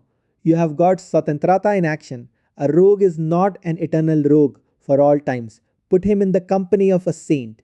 He will change in no time. He will think and act now in a different way and will change his destiny. He will become saintly in character. Dacoit Ratnakar was changed into sage Valmiki, Jagai and Madai were transformed. They were rogues of the first waters. You can become a yogi or a janani. You can make your destiny. You can make your karma in any way you like. Use the power of thought. Think rightly, think nobly. You will have only to think and to act. By right thinking, by right desiring, by right acting, you can become a sage, a millionaire. You can attain the position of Indra or Brahma by good thought and action, by good karma. Man is not a helpless being, he has a free will of his own. Thoughts cause physiological disorders. Every change in thought makes a vibration in your mental body, and this, when transmitted to the physical body, causes activity in the nervous matter of your brain. This activity in the nervous cells causes many electrical and chemical changes in them. It is thought activity which causes these changes. Intense passion, hatred, long standing bitter jealousy, corroding anxiety, fits of hot temper actually destroy the cells of the body and induce diseases of the heart, liver, kidneys, spleen, and stomach. It is a point worthy to note with care that every cell in the body suffers or grows, receives a life impulse or a death impulse from every thought that enters the mind. For you tend to grow into the image of that which you think about most. When the mind is turned to a particular thought and dwells on it, a definite vibration of matter is set up, and often more of this vibration is caused. The more does it tend to repeat itself to become a habit, to become automatic. The body follows the mind and imitates its changes. If you concentrate your thought, the eyes become fixed. Thought power creates environments. It is often said that man is the result of his environmental forces. This is not true. We cannot believe this because the facts always prove the contrary. Many of the world's greatest men have been born in poverty and in adverse circumstances. Many who have been born in the slums and filthy surroundings have risen to the highest status in the world. They have won laurels of fame and distinguished themselves in politics, literature, and poetry. They have become brilliant geniuses and beacon lights of the world. How do you account for this? Sri T. Muthuswami Iyer, the first Indian High Court judge in Madras, was born in absolute poverty. He had to study at night under municipal lanterns. He had not sufficient food. He was clad in rags. He struggled hard and achieved greatness. He rose above the environmental forces by his strong willpower and iron determination. In the West, sons of cobblers and fishermen have risen to very high position. Boys who did polishing of boots in the streets and who were selling beer in bars and were cooking in hotels have become famous poets and able journalists. Johnson was placed in quite adverse environments. Goldsmith was passing rich with £40 a year. Sir Walter Scott was very poor. He had no place to live in. The life of James Ramsay MacDonald is worth mentioning. He was a man of great Purushartha. He rose from poverty to power, from the field of labor to the status of Prime Minister of Britain. His first job was addressing envelopes for 10 shillings a week. He was too poor to buy tea, so he drank water instead. His main meal every day for months was a threepenny beefsteak pudding. He was a pupil teacher. He took great interest in politics and science. He was a journalist. He gradually, through right exertion, Purushartha, rose to the position of a prime minister. Sri Sankaracharya, the exponent of Advaita philosophy, a spiritual giant and a brilliant genius, was born in poor, unfavorable environments and circumstances. There are 1001 instances like these. It is quite obvious, therefore, that unfavorable environments cannot annihilate the potential greatness and excellence of the future geniuses, and that one can outgrow environments by diligent application, patience, perseverance, truthfulness, honesty, integrity, sincerity of purpose, iron will, and strong determination. Every man is born with his samskaras. The mind is not a tabula rasa or a blank sheet of paper. It contains the impressions of thoughts and actions of the previous births. Samskaras are the latent potentialities. These good samskaras are valuable assets for man. Even though he is placed in unfavorable environments, these samskaras give him protection from extraneous, undesirable, hostile influences. They help his growth and evolution. Miss not any opportunity. Avail yourself of all opportunities. Every opportunity is meant for your uplift and development. If you see a sick man lying down on the roadside, in a helpless condition, take him on your shoulders or vehicle to the nearest hospital. Nurse him. Give him hot milk or tea or coffee. Shampoo his legs with divine bhava. Feel the all pervading, all permeating, interpenetrating, indwelling God in him. See divinity in the glow in his eyes, in his cry, in his breath, in his pulsation and motion of his lungs. God has given this opportunity for you to develop mercy and love, to purify your heart and to remove grina, hatred and jealousy. Sometimes, if you are very timid, God will place you in such circumstances wherein you will be forced to exhibit courage and presence of mind by risking your life. These world figures who have risen to eminence have utilized all opportunities to the best advantage. God shapes the minds of human beings by giving them opportunities. Remember that in your weakness lies the strength. Because you will be always on your alert to safeguard yourself, poverty has got its own virtues. Poverty infuses humility, strength, power of endurance, and luxury, begets laziness, pride, weakness, inertia, and all sorts of evil habits. Do not grumble, therefore, of bad environments. Create your own mental world. And environments that man who tries to evolve or grow in adverse environments will be a very strong man indeed. Nothing can shake him. He will be of a sterner stuff. He will have strong nerves. Man is certainly not a creature of environments or circumstances. He can control and modify them by his capacities, character, thoughts, good actions, and right exertion, Purushartha. Tivra, intense Purushartha, can change the destiny. That is the reason why Vasishta and Bhishma have placed Purushartha above destiny. Therefore, dear brothers, exert, conquer nature, and rejoice in the eternal Sachidananda Atman. Thoughts form the physical body. The body with its organs is no other than the thought.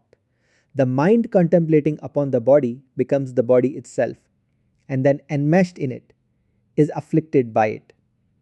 This physical body is the mold, as it were, made by the mind for its own enjoyment, for its outpouring of energy, and thereby gaining different experiences of this world through the five avenues or channels of knowledge, the five jhana indriyas, organs of knowledge or perception. The body is really our thoughts, moods, convictions, and emotions objectified, made visible to the naked eyes. All the bodies have their seat in the mind only. Without water can a garden exist. It is the mind which transacts all business and is the highest of bodies. Should this gross body be dissolved, the mind will assume fresh bodies to its liking very quickly. Should the mind be paralyzed, then the body will not evince our intelligence. With the majority of mankind, the thought is greatly under the control of the body. Their minds being very little developed, they live in Anamaya Kosa, mostly develop the Vinyanamaya Kosa, and through Vinyanamaya Kosa, Buddhi, control the Manamaya Kosa, mind. The erroneous thought that you are the body is the root of all evils. Through wrong thinking, you identify yourself with the body. Dehadhyasa arises, you are attached to the body. This is Abhimana. Then Mamata, meaniness arises, you identify yourself with your wife, children, house, etc. It is identification or attachment that brings about bondage, misery, and pain. Chapter 5. The development of thought power. Acquisition of thought power by moral purity. A man who speaks the truth and has moral purity has always powerful thoughts.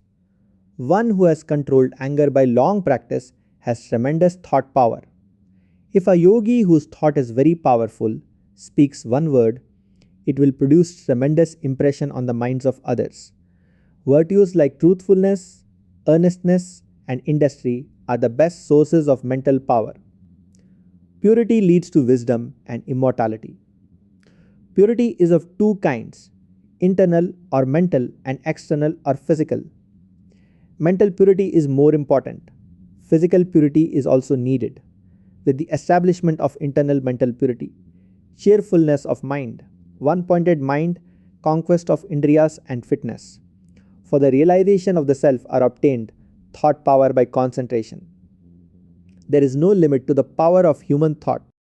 The more concentrated the human mind is, the more power is brought to bear on one point. The rays of the mind are scattered in the case of the worldly minded persons. There is dissipation of mental energy in various directions for purposes of concentration. These scattered rays have to be gathered by the practice of concentration, and then the mind must be made to turn towards God. Cultivate attention, you will have good concentration.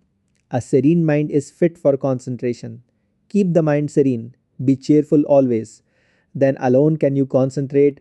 Be regular in your concentration, sit in the same place at the same time, 4 am, celibacy, pranayama, reduction of wants and activities, dispassion, silence, seclusion, discipline of the senses, japa, control of anger, giving up reading novels, newspapers, and visiting cinemas are all aids to concentration. Too much physical exertion, too much talking, too much eating, too much mixing with worldly persons, too much walking, too much sexual indulgence are obstacles to concentration. Thought power by organized thinking, destroy random thinking, take a subject and think of its different aspects and bearing. When you think so on one subject, never allow any other thought to enter the conscious mind. Withdraw the mind again to the subject on hand. Take, for instance, you begin to think on the life and teachings of Jagadguru Adi Sankaracharya.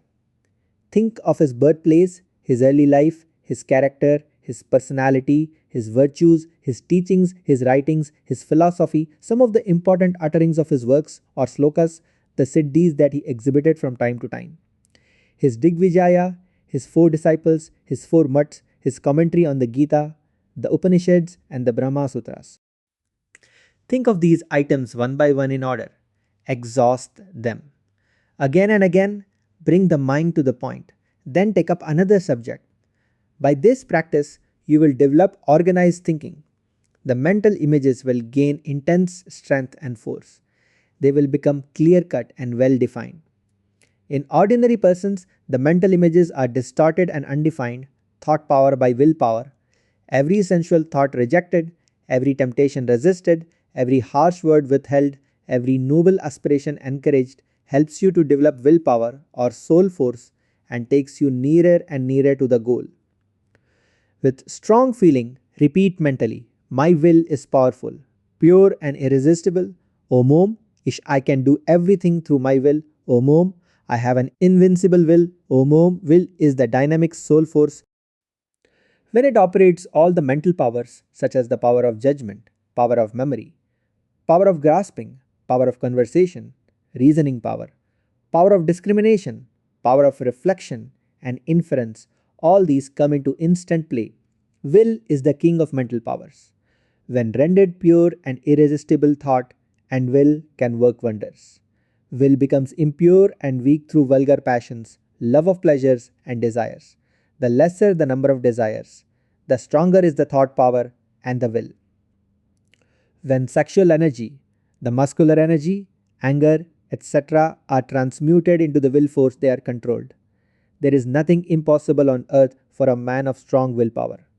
When you give up an old habit of drinking coffee, you have controlled to a certain extent the sense of taste, destroyed one vashana, and have eliminated the craving for it.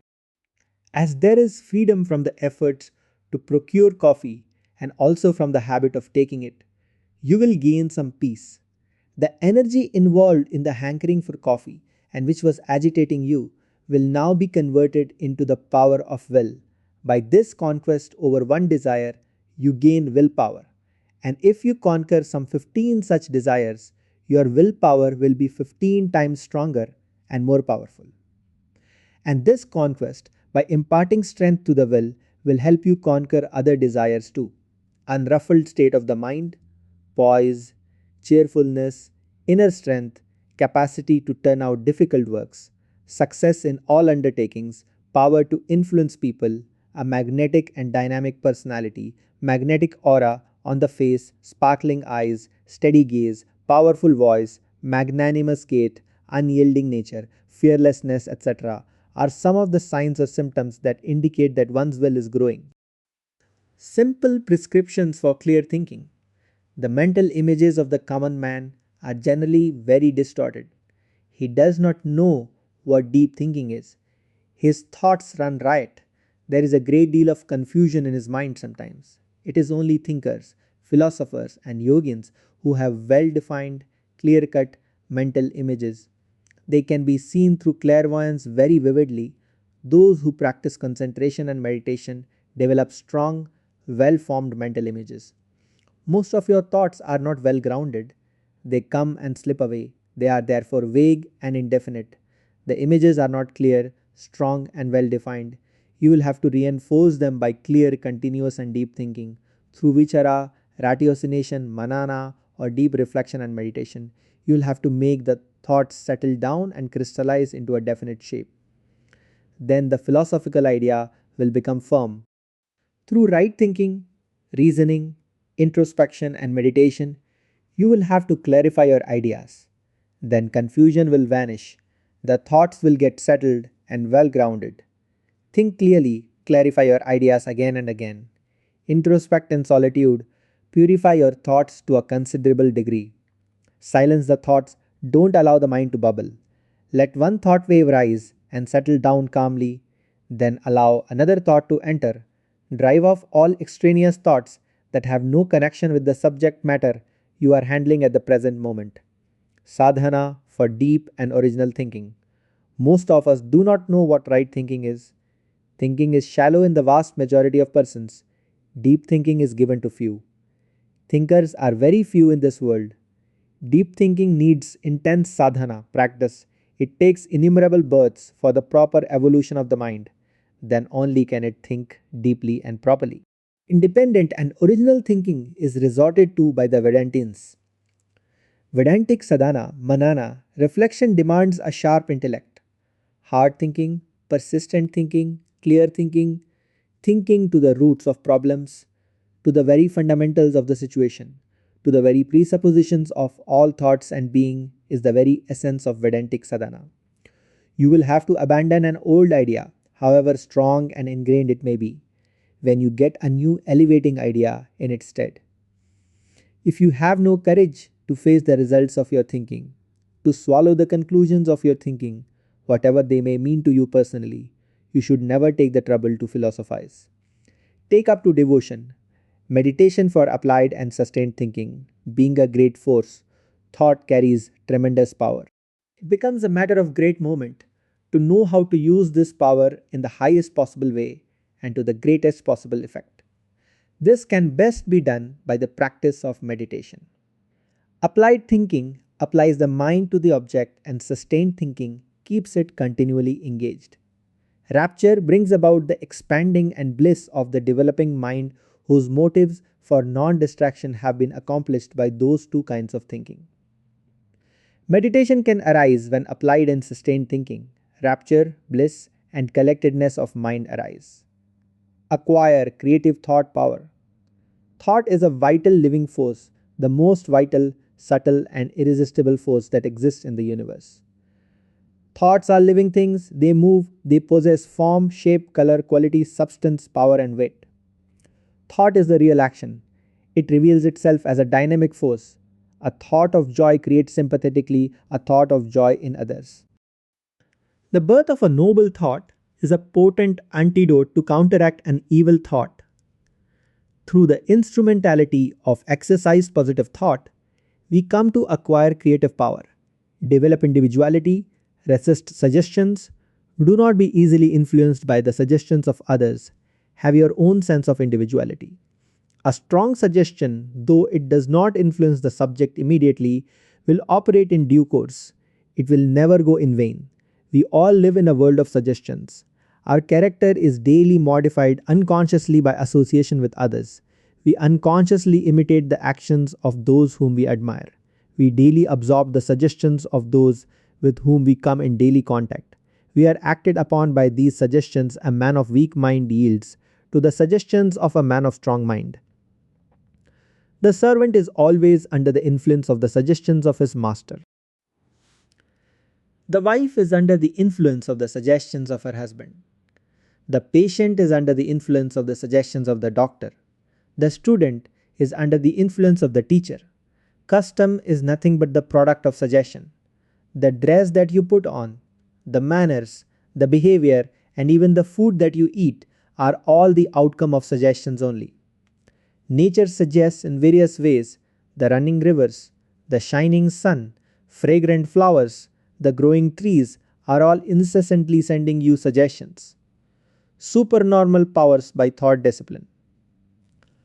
A powerful occultist hypnotizes the whole audience collectively through his power of concentration and will and performs the rope trick. He throws a red rope in the air, gives suggestion to the onlookers that he will climb in the air through this rope and disappears from the platform in the twinkling of an eye. But nothing is recorded when a photograph is taken. Understand and realize the powers of thought. Unfold the hidden powers or occult faculties. Close the eyes, concentrate, explore the higher regions of the mind. You can see distant objects, hear distant voices, send messages to distant places, heal persons who are at a distance, and move about to a distant place in the twinkling of an eye. Chapter 6: Thoughts, Their Varieties and Their Conquest. Get over gloomy thoughts. Very carefully watch all your thoughts. Suppose you are assailed by gloomy thoughts. You experience depression. Take a small cup of milk or tea. Sit calmly. Close your eyes. Find out the cause for the depression and try to remove the cause.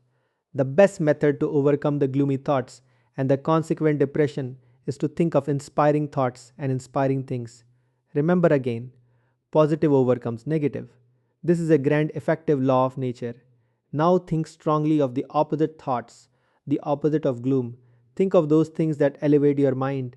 Think of cheerfulness. Imagine the advantage of cheerfulness. Feel that you are in actual possession of this quality. Again and again repeat the formula. Om cheerfulness mentally. Feel I'm very cheerful. Begin to smile and laugh several times. Sing. Sometimes this can elevate you quickly. Singing is very beneficial to drive off gloom. Chant OM loudly several times. Run in the open air. The depression will vanish soon. This is the Pratipaksha Bhavana method of Raja Yogins. This is the easiest method. The method of driving gloom by force, by willing, by assertions, by command, taxes the will very much, although it is the most efficient. It demands great strength of will. Ordinary people will not succeed.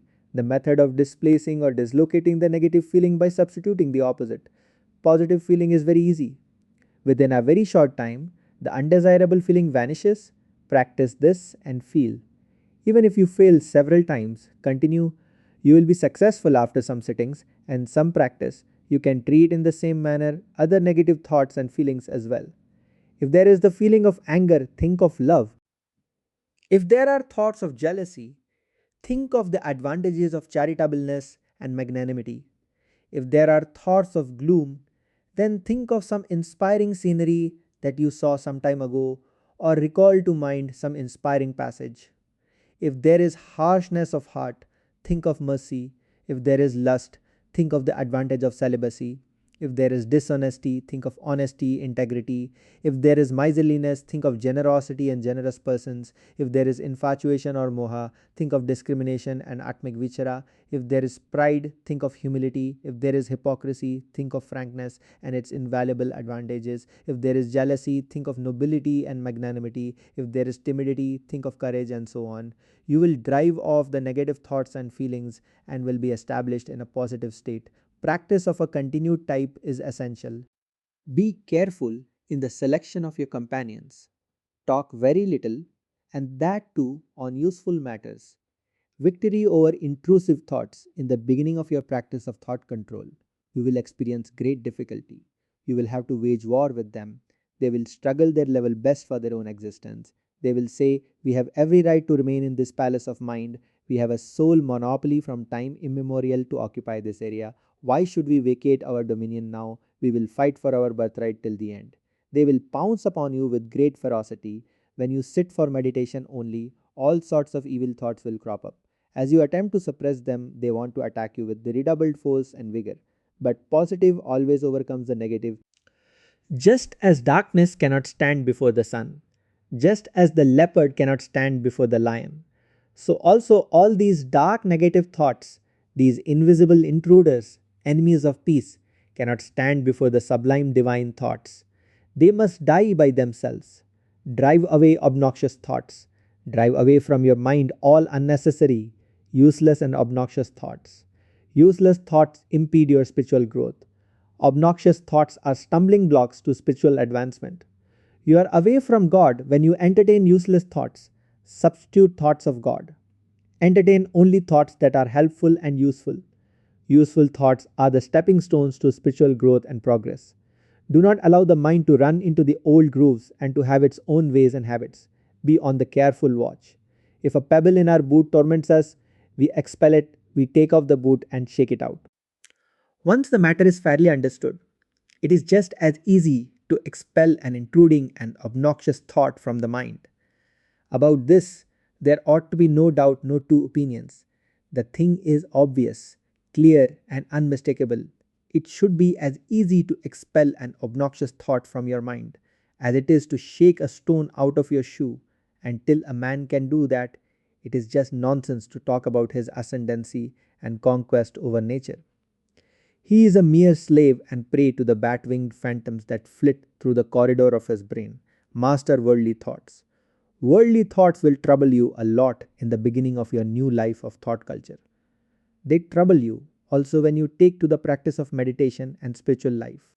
But if you are regular in your cultivation of spiritual thoughts and in your meditation, These worldly thoughts will gradually die by themselves. Meditation is a fire to burn these thoughts. Do not try to drive all worldly thoughts. Entertain positive thoughts concerning the object of your meditation. Positively think of the lofty things. Watch your mind always very carefully. Be vigilant, be on the alert. Do not allow waves of irritability, jealousy, anger, hatred, lust to rise from the mind. These dark waves and worldly thoughts are enemies of meditation, peace, and wisdom. Conquer them immediately by entertaining sublime divine thoughts. Worldly thoughts that have arisen may be destroyed by originating good thoughts and maintaining them by repeating any mantra or the name of the Lord, by thinking on any form of the Lord, by practice of pranayama, by singing the name of the Lord, by doing good actions, by thinking on the misery that arises from the worldly thoughts. When you attain a state of purity, no worldly thoughts will take their rise in your mind, just as it is easy to check the intruder or enemy at the gate. So also it is easy to overcome a worldly thought as soon as it rises, nip it in the bud. Do not allow it to strike a deep root. Conquer impure thoughts. When you're very busy in your daily work, you may not harbor any impure thought. But when you take rest and leave the mind blank, the impure thoughts will try to enter insidiously. You must be careful when the mind is relaxed. Thoughts gain strength by repetition. If you entertain an impure thought or good thought once, this impure thought or good thought has a tendency to recur again. Thoughts crowd together, just as the birds of the same feather flock together. So also, if you entertain one impure thought, all sorts of impure thoughts join together and attack you. If you entertain any good thought, all good thoughts join together to help you subdue negative thoughts. Learn to subdue, to purify, to order all your thoughts. Fight against all negative thoughts and doubts. Let sublime divine thoughts come to you from every side. Thoughts of depression, failure, weakness, darkness, doubt, fear, etc. are negative thoughts. Cultivate positive thoughts of strength, confidence, courage, cheerfulness. The negative thoughts will disappear. Fill the mind with divine thoughts by japa, prayer, dhyana, and study of holy books. Be indifferent to all negative and undivine thoughts. They will pass away. Do not struggle with them. Pray to God for strength. Read the lives of saints, study the Bhagavata and the Ramayana. All devotees have passed through similar ordeals. So take heart, overcome habitual thoughts, all sorts of habitual thoughts concerning the body, the dress, the food, and so on, must be overcome through the Atma Chintana, or reflection on the nature of the divine self within one's own heart. This is an uphill work. It demands patient, incessant practice and inner spiritual strength. Shrutis emphatically declare, this Atman cannot be obtained by weak persons. Sincere aspirants dedicate their whole being to contemplation of the eternal, having withdrawn their affection from the world of sense objects. Those who have destroyed the vasanas and host of habitual thoughts will enjoy their final beatitude in the Brahmic seat, replete with trust, quiescence, and equality. They will have equal vision over all. This mischievous and powerful mind generates all pains and all fears, all sorts of diversities, heterogeneity, distinctions, and dualities, and destroys all noble spiritual wealth. Slay this troublesome mind. When the seen and the sight merge into one another in the seer, then is the experience of Ananda, bliss. This is Turiya state. Then one sees the illimitable Jnana Atman only everywhere. All sorts of distinctions and dualities vanish now entirely. Thoughts of attraction and thoughts of repulsion, likes and dislikes, Raga Dvesha are annihilated in toto. Then the sage will not be conscious of the existence of the body, though working in it. He will never lose his control even amidst the many illusions of the world, like a woman who performs her household duties whilst her mind is engrossed in her paramour at a distance. The sage will always center his mind on Brahman. May you always be performing only those virtuous actions that will help you in the attainment of jnana, without any thought of worldly prosperity in the future. May you live drowned in the ocean of Brahmic delight, in a state of full illumination, having destroyed all dualities, distinctions, and differences. Triumph over unimportant thoughts. Do not try to drive away the unimportant and irrelevant thoughts. The more you try, the more they will return, the more they will gain strength. You will tax your energy and will become indifferent. Fill the mind with divine thoughts. They will gradually vanish. Get yourself established in Nirvikalpa Samadhi through constant meditation. Removal of tension in the muscles of the body brings repose and calmness to the mind. By relaxation, you give rest to the mind, tired nerves, and the overworked muscles. You will get immense peace of mind, strength, and vigor. When you practice relaxation of either body or mind, the brain should not be occupied with various sorts of loose extraneous thoughts. Anger, disappointment, failure, indisposition, misery, sorrow, quarrels cause internal mental strain. Expel them, transform instinctive thoughts. Thinking is of four kinds, viz., symbolic thinking, instinctive thinking, impulsive thinking, and habitual thinking. Thinking through words is symbolic thinking. Instincts are more powerful than impulses. Thoughts of body, food, drink, bath, etc. are habitual thinking. You can stop easily symbolic thinking. It is difficult to stop instinctive and impulsive thinking. Mental poise and calmness may be brought about by the eradication of worry and anger. Fear really underlies both worry and anger. Be careful and thoughtful. All unnecessary worries should be avoided.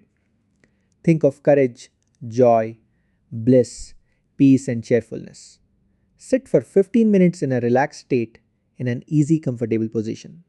You can lie on an easy chair, close your eyes, withdraw the mind from outside objects, still the mind. Silence the bubbling thoughts, lessen the number of habitual thoughts generally. In untrained persons, 4 or 5 kinds of thoughts occupy the mind at a time. Household thoughts, business thoughts, thoughts of office, thoughts of body, thoughts of food and drink, hope and anticipation, some kind of planning to get money, some kind of thoughts of revenge, some habitual thoughts of answering calls of nature, bathing, etc. occupy the mind at a time. When you are studying a book with interest at 3:30 am, the idea of pleasure of witnessing a cricket match at 4 pm disturbs your study every now and then.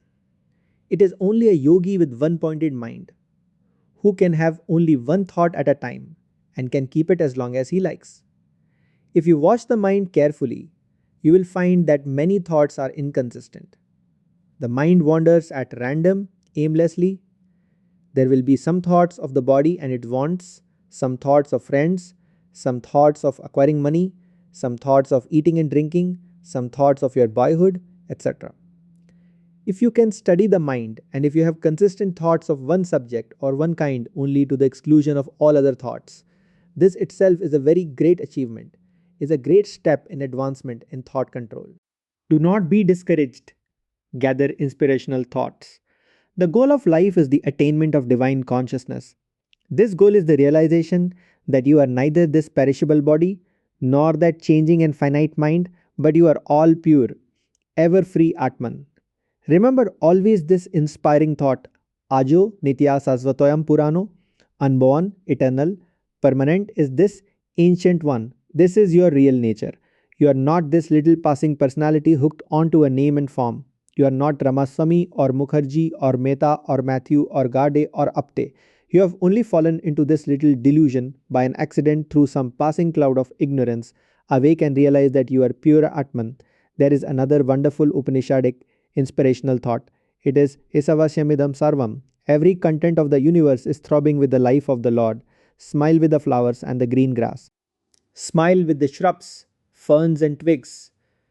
Develop friendship with all neighbors, dogs, cats, cows, human beings, trees, in fact, with all nature's creations.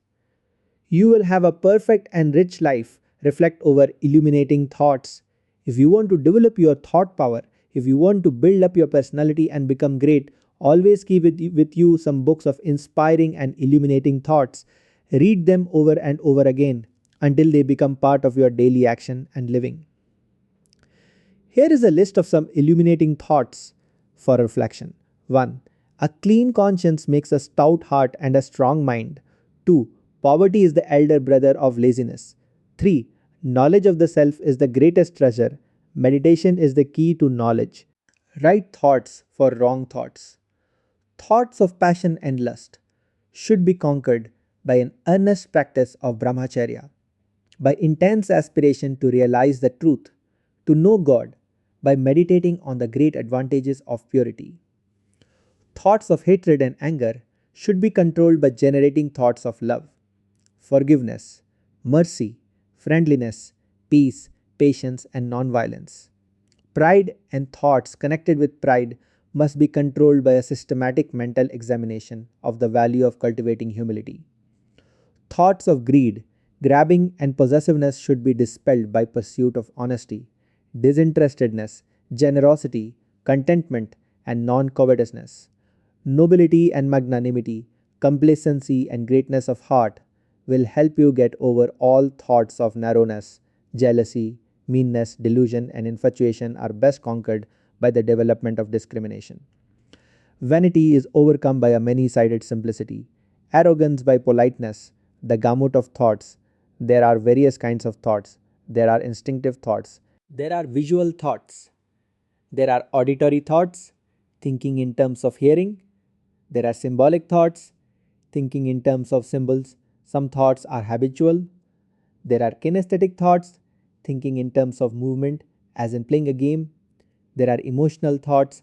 Thoughts change from the visual stage to auditory stage and from auditory to kinesthetic. There is intimate connection between thinking and respiration as there is close relation between mind and prana. When the mind is concentrated, breathing becomes slow. If one thinks fast, the respiration also becomes fast. There is a thought reading machine known as psychograph which registers correctly the type of thoughts, mean thoughts, and moral development. Uncontrolled thoughts are the roots of all evils. Each thought by itself is extremely weak because the mind is generally distracted by countless and ever varying thoughts. The more the thoughts are restrained, the more is the mind concentrated, and consequently, the more does it gain in strength and power. It demands patient work to destroy mean and base thoughts, but the entertainment of sublime thoughts is the easiest and rapid method of destroying base thoughts. Ignorant of the laws of thoughts, the worldly minded individual falls a prey to all sorts of thoughts, thoughts of hatred, anger, revenge, lust, and grows weak willed, deficient in powers of discernment, and slave of the adverse subtle workings of the mind. The best method of gaining mental power is by entertaining sublime, noble, and good thoughts, and through their aid controlling the dissipative, distractive, diversifying worldly and base thoughts. When all evil thought harasses the mind, the best method of conquering it is by ignoring it. How can we ignore an evil thought? By forgetting it. How can we forget? By not indulging in it again, and also by not brooding over it. How can we prevent the mind from indulging in it again or brooding over it? By thinking of something very interesting, something sublime and inspiring. Ignore, forget, think of something inspiring. These three constitute the great sadhana for establishing mastery over evil thoughts. Chapter 7. Positive methods for thought control. Thought control by practice of concentration. Silence the bubbling thoughts. Calm the surging emotions. Concentrate on a concrete form in the beginning.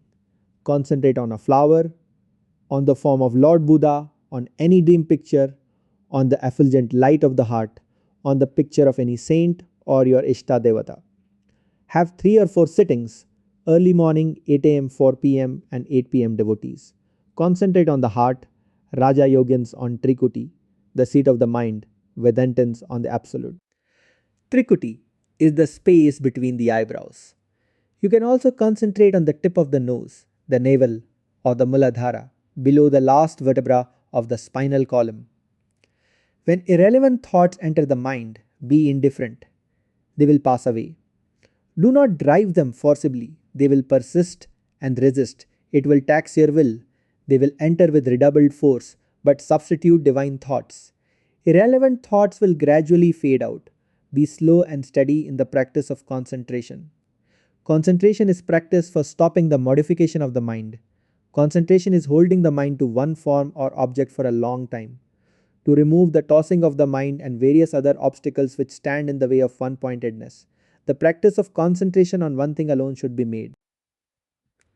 Concentration is opposed to sensuous thoughts and desires, bliss to flurry and worry, sustained thinking to perplexity, applied thinking to sloth and torpor, rapture to ill will. It is easy to concentrate the mind on external objects. The mind has a natural tendency to go outwards. Keep the picture of Sri Krishna, Rama, Narayana, Devi, or Lord Jesus, or any picture in front of you. Look at it steadily without winking. Gaze at the head, then at the body, then at the legs. Repeat the same process again and again. When your mind calms down, look at a particular spot only, then close the eyes and mentally visualize the picture. You should be able to visualize the picture very clearly. Even in its absence, you will have to call up the mental picture at a moment's notice. Keep it there steadily for some time. This is concentration. You will have to practice this daily. If you want to increase your power of concentration, you will have to reduce your worldly desires and activities. You will have to observe silence every day for some hours. Then only can the mind concentrate very easily and without difficulty. In concentration, you will have only one thought or wave in the mind lake. The mind assumes the form of only one object. All other operations of the mind are suspended, thought controlled by a positive attitude. Try to acquire the power of closing yourself against detrimental or undesirable thoughts and influences by making yourself positive by a particular attitude of the mind. By so doing, you may be receptive to all higher impulses of the soul within and to all higher forces and influences from without. Make a suggestion to yourself. I close myself, I make myself positive to all things below and open and receptive to all higher influences to all things above. By taking this attitude of the mind consciously now and then, it soon becomes a habit. All the lower and undesirable influences from both the seen and the unseen sides of life are closed out, while all higher influences are invited. And in the degree that they are invited, they will enter. In the mind, there is doubt. There is reality also. A doubt arises whether there is a God or not. This is termed samsaya bhavana. Another doubt crops up whether I can realize Brahman or not. Then another voice tells, God or Brahman is real. He is a solid concrete reality as an amalaka fruit in my hand. He is a mass of knowledge and Ananda Prajnanagana Chidgana Anandagana.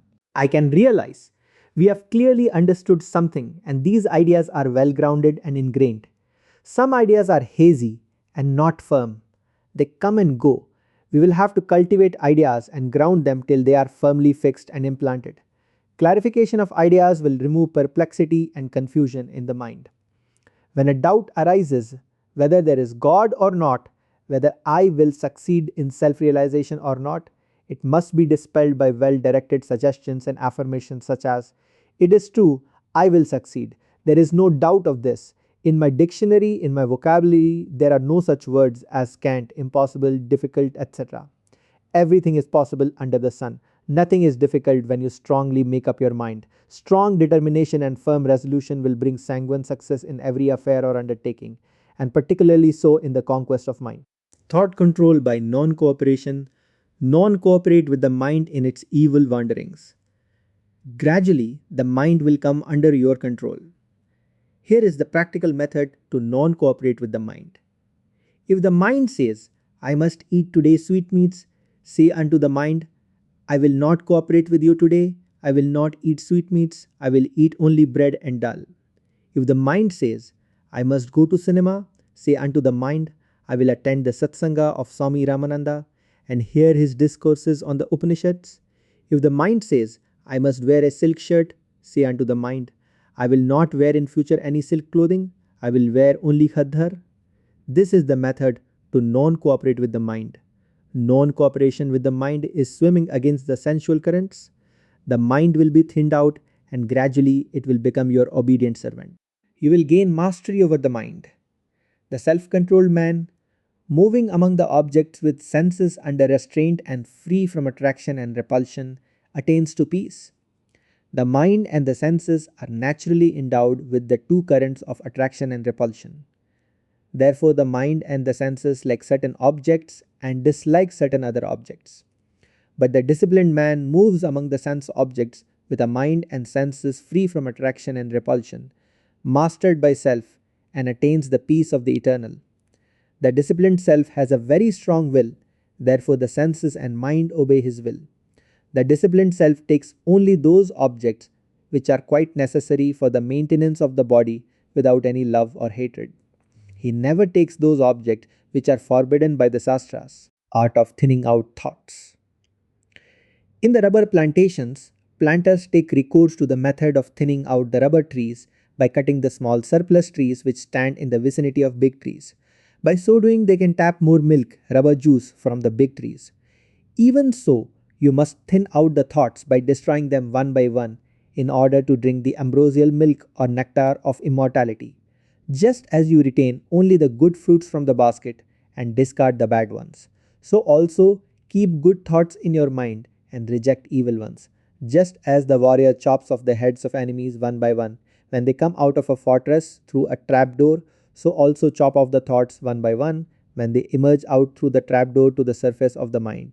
When the tail of a lizard is cut, the cut end will flutter about for some time as there is still a little residual prana in the tail. After 1 or 2 minutes, all motion will cease. Even so, even after thinning and reducing the thoughts, some thoughts will move about like the tail of the lizard. But they are powerless, they cannot do any serious harm. There is no vitality in them. Just as the drowning man tries to catch anything to save himself, so also these lifeless thoughts try their level best to come back to their previous state of life and vigor.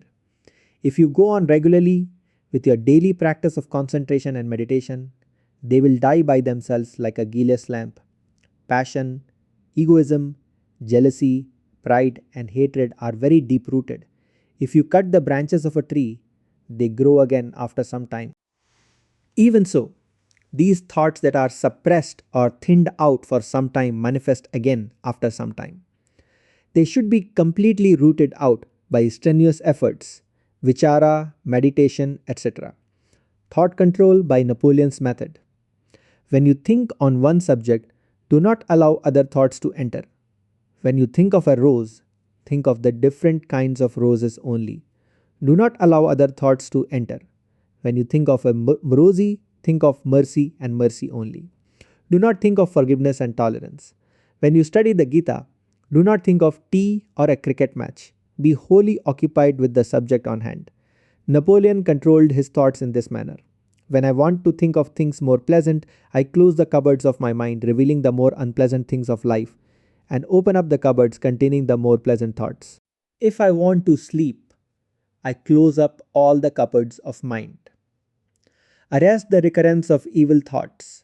Suppose the evil thoughts stay in your mind for 12 hours and recur every third day. If you can make them stay for 10 hours and recur once in a week by daily practice of concentration and meditation, that is a decided improvement. If you continue your practice, the period of stay and recurrences will be gradually lessened. Eventually, they will disappear altogether. Compare your present state of mind with that of last year or year before last. You will be able to find out your progress. The progress will be very slow in the beginning. It will be difficult for you to gauge your growth and progress. Give the wrong thought no concession. At first, a wrong thought enters the mind. Then you entertain a strong imagination. You take delight in dwelling on that wrong thought. You give consent to its stay in the mind. And gradually the wrong thought, when it is not resisted, takes a strong hold in your mind. Then it becomes very difficult to drive it off. The proverb goes, "Give a rogue an inch and he will take an ell." This is true of wrong thoughts also. Nip the bad thought in its bud. Just as you close your door or gate when a dog or an ass tries to come in, so also close your mind before any evil thought can enter and produce an impression on your physical brain. You will become wise soon and attain eternal, infinite peace and bliss. Wipe out lust, greed, and egoism and attain only pure holy thoughts. This is an uphill task, a difficult task. You will have to practice it. You will succeed in your attempt after some time. Destruction of one bad thought will give you strength to annihilate other thoughts and will develop your soul force or willpower. Never despair, though you may fail in crushing a bad thought. No pains, no gains. Inner spiritual strength will gradually manifest in you. You can feel this spiritual practice for elimination of evil thoughts. Your mind will sometimes shudder when evil thoughts enter your mind. This is a sign of your spiritual progress. You are growing spiritually. You will be much tormented when you think of your evil actions committed in the past. This is also a sign of your spiritual upheaval. You will not repeat now the same actions. Your mind will tremble. Your body will quiver whenever a wrong thought of some evil action urges you to do the same act through force of habit. Continue your meditation with full vigor and earnestness. All memories of evil actions, all evil thoughts, all evil promptings of Satan will die by themselves. You will be established in perfect purity and peace. In the beginning, all sorts of evil thoughts will arise in your mind as soon as you sit for meditation. Why does this happen during meditation? When you attempt to entertain pure thoughts, aspirants leave their spiritual practice of meditation on account of this.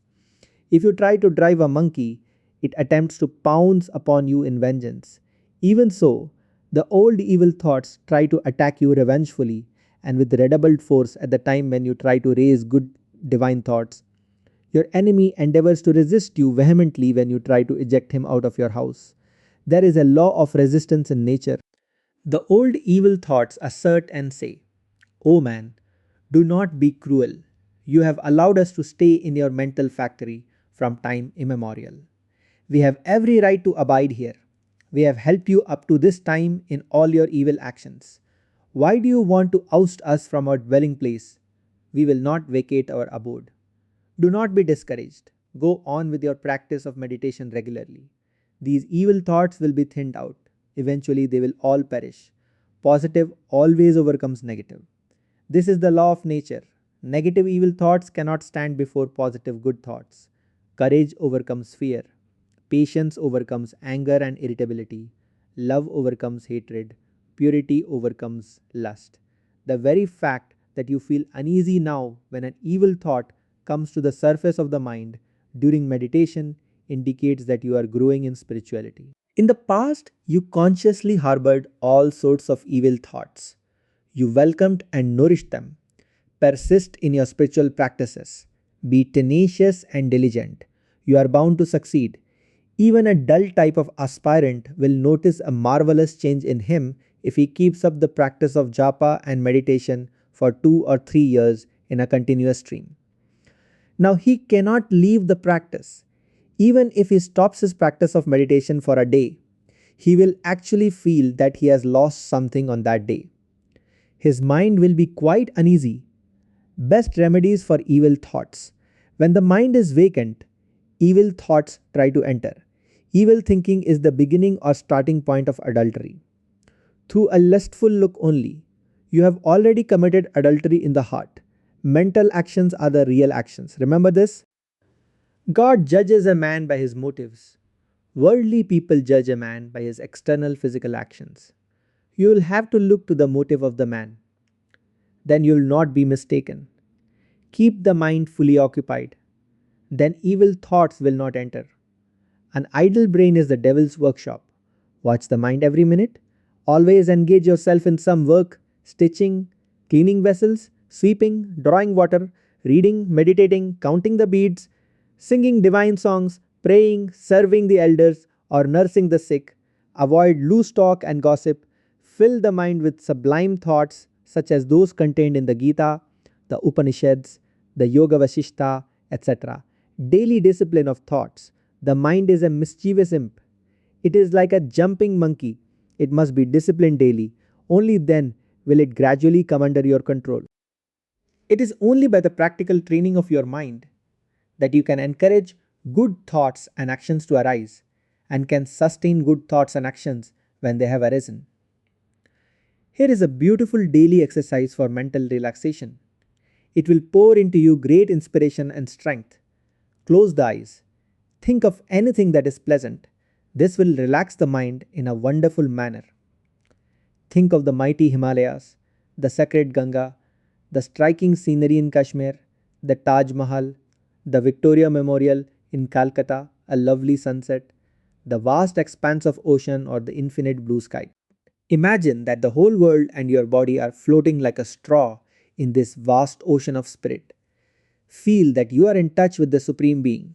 Feel that the life of the whole world is pulsating, vibrating, and throbbing through you. Feel that Lord Hiranyagarbha, the ocean of life, is gently rocking you on his vast bosom. Then open your eyes. You will experience immense mental peace, vigor, and strength. Practice this and feel thoughts and the snake analogy. Just as fruit is born of the seed, so also deeds are born of thoughts. Good thoughts generate good actions. Evil thoughts produce evil actions. Harbor good thoughts, repel evil thoughts.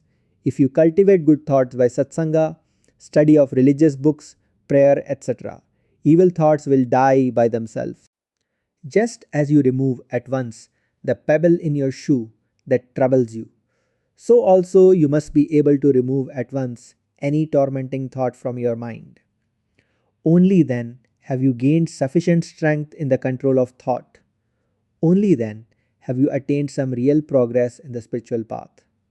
When you give a blow on the head of a snake with a stick and crush its head, it remains absolutely motionless for some time. You think it is dead.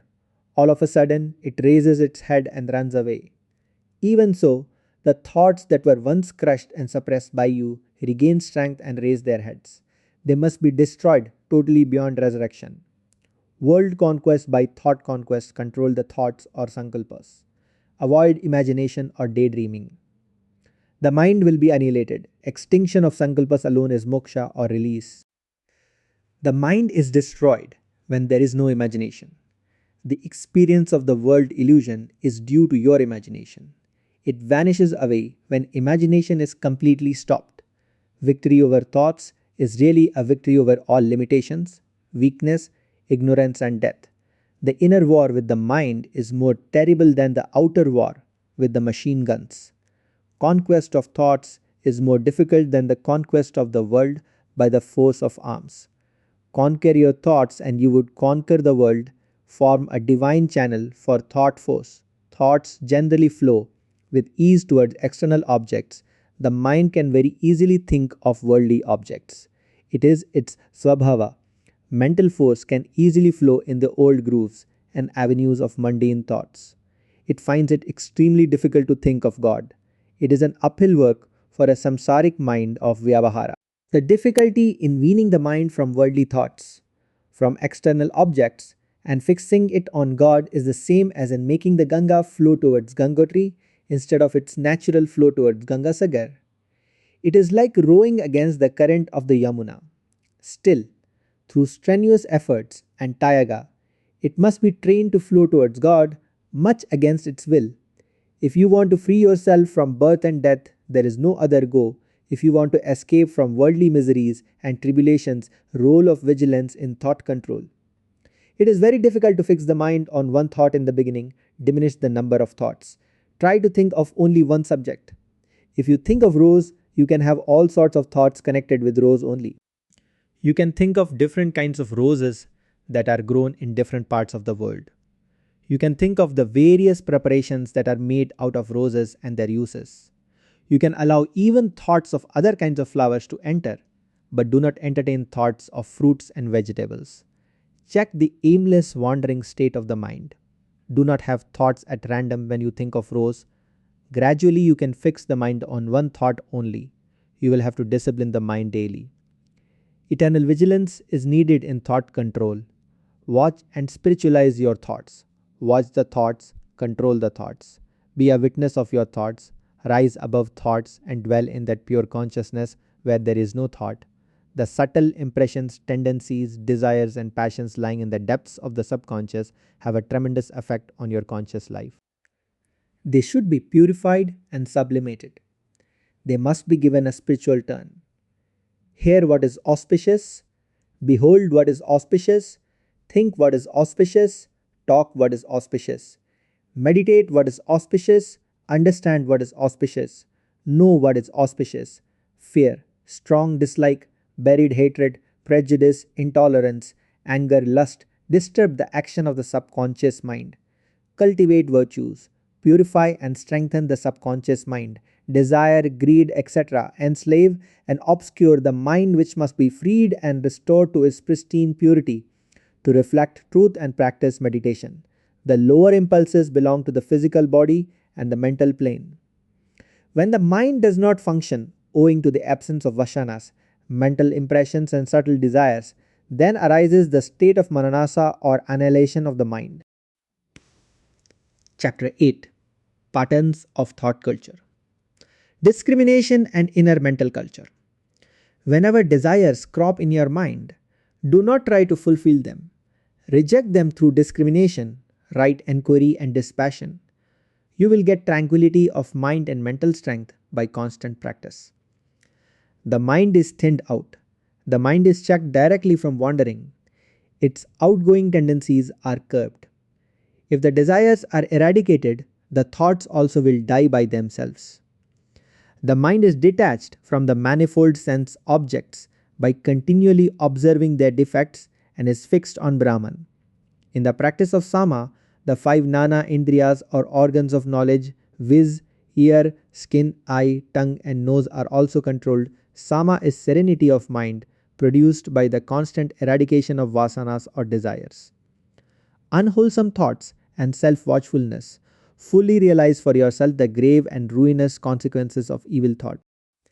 This will set you on your guard when the evil thoughts would come.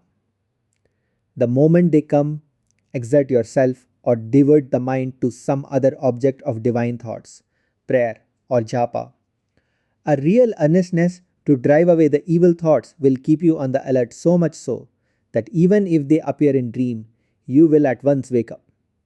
Should the enemy appear when you are awake, it will not be very difficult for you to cope with him. If only you are sufficiently watchful, you must be saved from the malformation and the miscarriage of your mind. Mind is like a playful child. The clement energies of the mind must be bent to become the passive channels for the transmission of truth. The mind must be filled with sattva, purity. It should be trained to think of truth or God constantly. If you want rapid progress in the spiritual path, watch every thought. A vacant mind is ever distressed. It is the devil's workshop. Be thoughtful, keep guard over your mind. Watch every impulse and thought. Spiritualize or sublimate your instincts. Evil thought is the most dangerous thief. Slay this thief with the sword of wisdom. Generate daily new divine vibrations or thought waves in your mind. Make your thought pure, strong, sublime, and definite. You will gain immense spiritual strength and peace. Every thought must be constructive and noble. Thoughts are only refractions. Slay all thoughts, go thou within to the light of lights. If you wish to attain self-realization, imagination and speculation must stop. Purify and control the emotions. Beneath your conscious life, there is a very wide region of subconscious life. All habits originate from the subconscious plane. Subconscious life is more powerful than your ordinary life of objective consciousness.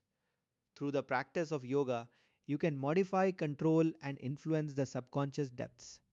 Take one evil trait, meditate on its opposite virtue every morning. Practice it during the day. The evil quality will vanish soon. Meditate on mercy in the morning and practice it during the day. You will soon develop mercy. If evil thoughts enter your mind once in a month instead of thrice weekly, remember that evil thinking is the beginning of adultery. If you become angry once in a month instead of once weekly, that is a sign of progress. That is a sign of your increased willpower. That is a sign of growing spiritual strength. Be of good cheer. Keep a diary of spiritual progress. Self development by yogic thought culture. The supraphysical phenomena occurring in the practice of yoga and the practitioner's experience on subtler planes are viewed with suspicion and regarded as mere oriental magic. Yoga is neither fanciful nor does it contain anything abnormal.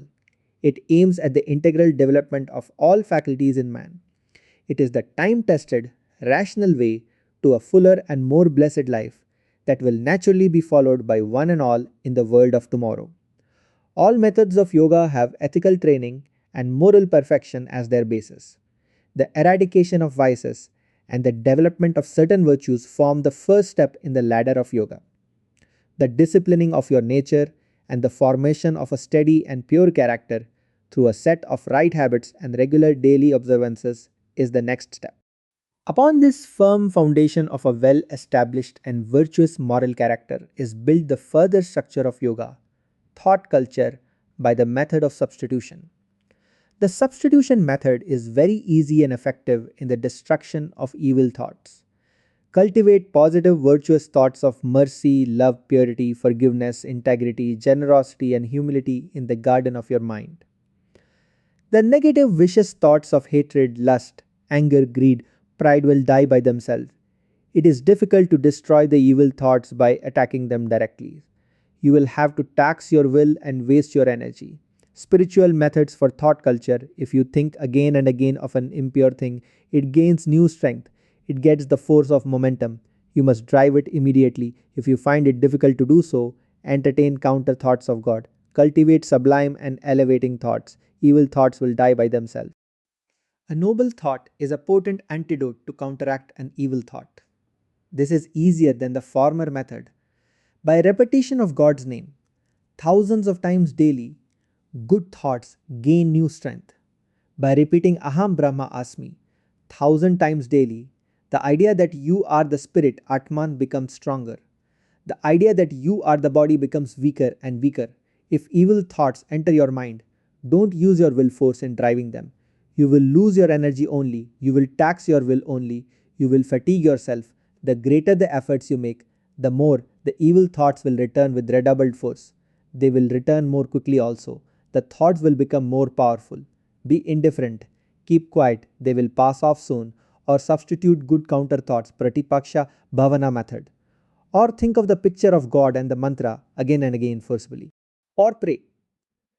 The importance of thought culture. Thought culture is a vital subject. Very few people know this art or science. Even the so called educated people are unaware of this fundamental education. All are victims of random thinking. All sorts of loose thoughts of diverse kinds come and go in the mental factory. There is neither rhythm nor reasoning. There is neither concord nor discipline. All is in a state of utter chaos and confusion. There is no clarification of ideas. You cannot think of one subject even for 2 minutes in an orderly and systematic manner. You have no understanding of the laws of thoughts and the laws of the mental plane. There is a perfect menagerie inside. All sorts of sensual thoughts fight amongst themselves to enter the mind of a sensualist and gain the upper hand. The eye Indriya struggles to bring its own thoughts. It wants to have sightseeing. The ear Indriya wants to bring only base thoughts, lustful thoughts, thoughts of hatred, jealousy, and fear. Many cannot entertain a single sublime, divine thought, even for a second. Their minds are so framed that the mental energy runs in sensual grooves. The battle of thoughts. In the beginning of thought culture, there is internal fight between pure and impure thoughts. The impure thought tries to enter the mental factory again and again. It asserts, "O little man, you gave me shelter in the beginning. You welcomed me before. You gave me a cordial reception. I have every right to remain in the lowlands of your mind, in your instinctive, passionate mind. Why are you cruel towards me? I only gave you a push or stimulus in taking you to restaurants and hotels, cinemas and theaters, ballrooms and bars. You had a variety of enjoyments through me alone. Why are you ungrateful to me now? I will resist, persist, and recur again and again. Do whatever you like. You are weak through old habits, you have no strength to resist. Eventually, pure thoughts only will gain victory. Sattva is a greater power than rajas and tamas. Positive overcomes negative. Good thought, the first perfection. Thought is a good servant. It is an instrument. You will have to utilize it tactfully and properly. The prime requisite for happiness is control over the thoughts. Your thought is imprinted over your face. Thought is a bridge that connects the human with the divine. Your body, your business, your home, they are only ideas within your mind. Thought is a dynamic force. Good thought is the first perfection. Thought is real wealth. culture the thoughts and become a Buddha. Drive away from your mind all unnecessary, useless, and obnoxious thoughts. Useless thoughts impede your spiritual growth. Obnoxious thoughts are stumbling blocks to spiritual advancement. You are away from God when you entertain useless thoughts. Substitute thoughts of God. Entertain only thoughts that are helpful and useful. Useful thoughts are stepping stones to spiritual growth and progress. Do not allow the mind to run into the old grooves and to have its own ways and habits. Be on the careful watch. You must eradicate through introspection all sorts of mean thoughts, useless thoughts, unworthy thoughts, impure thoughts, all sexual thoughts, thoughts of jealousy, hatred, and selfishness. You must annihilate all destructive thoughts of disharmony and discord. You must always develop pure, good, loving, sublime, and divine thoughts. Every thought must be of a constructive nature. It must be strong, positive, and definite. The mental image must be of a clear cut and well defined thought. It must bring peace and solace to others. It should not bring even the least pain and unhappiness to anyone. Then you are a blessed soul on the earth. You are a mighty power on the earth. You can help many, heal thousands, spiritualize, and elevate a large number of persons as did Jesus or Buddha. Just as you grow jasmine, rose, lily, Honolulu flowers in a garden, so also you should cultivate the flowers of peaceful thoughts of love, mercy, kindness, purity in the vast garden of Antaharana. Through introspection, you will have to water this garden of mind with meditation and sublime thinking. Remove the weeds of vain, useless, discordant thoughts. Avoid thoughts of another man's defects. The nature of the mind is such that it becomes that which it intensely thinks of. Thus, if you think of the vices and defects of another man, your mind will be charged with these vices and defects, at least for the time being. He who knows this psychological law will never indulge in censuring others or in finding fault in the conduct of others, will see only the good in others, and will always praise others. This practice enables one to grow in concentration, yoga, and spirituality. Last thought determines next birth. The last thought of a man governs his future destiny. The last thought of a man determines his future birth. Lord Krishna says in the Bhagavad Gita, "Whosoever at the end abandoneth the body, thinking upon any being, to that being only he goeth, O Kainteya, because of his constant thought of that being." Chapter 86. Ajamila lost his pious conduct and led a detestable living. He fell into evil depth of sinful habits and resorted to theft and robbery. He became a slave of a public woman. He became the father of 10 children, the last of whom was called Narayana. When he was about to die, he was absorbed in the thoughts of his last son. 3 fearful messengers of death advanced towards Ajamila. Ajamila cried aloud in great distress the last son's name, Narayana. On a mere mention of the name of Narayana, the attendants of Lord Hari came speedily along and obstructed the messengers of death. They took him to Vaikuntha, or the world of Vishnu. The soul of Sisupala entered the Supreme Lord with an effulgent spark of ineffable glory and magnificence. This vile Sisupala spent his lifetime in reviling Lord Krishna, and then he entered the Lord. The worm on the wall, when stung by the wasp, changes into the form of the latter. Similarly, the man who focuses his hate on Lord Krishna gets rid of his sins and reaches that Lord by regular devotion, as the gopis did by Kama, passion, Kamsa by fear, Sisupala by hatred, and Narada by love. Lord Krishna says in the Gita, "Whoever constantly thinks of me intensely and with one pointed mind, to such steadfast yogin I am easily attainable, and having thus reached me and merged in me, he is not born again in the fleeting world of woe and misery." O Arjuna, while all the worlds created by Brahma are limited by time and have their moment of dissolution on reaching me, there is no rebirth. Therefore, at all times, meditate on me, the Supreme Vasudeva, and with mind and intellect fixed on me.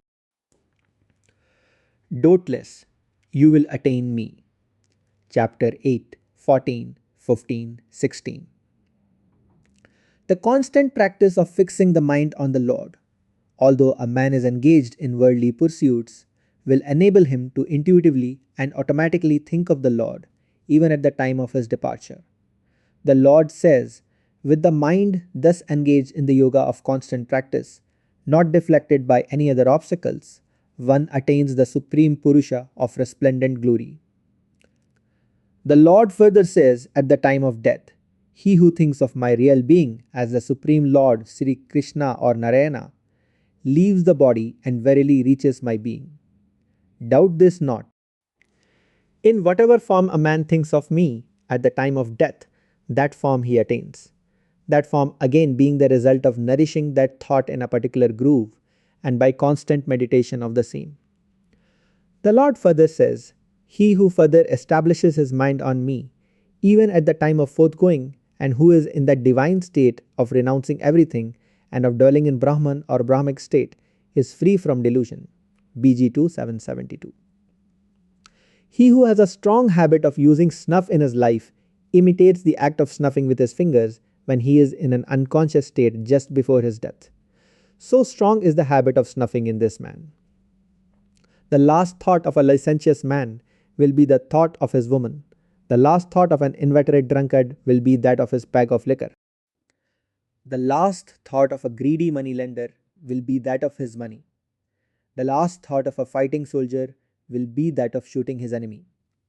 The last thought of a mother who is intensely attached to her only son will be that of her son only. Raja Bharata nursed a deer out of mercy and became attached to it. His last thought was the thought of that deer. Hence he had to take the birth of a deer.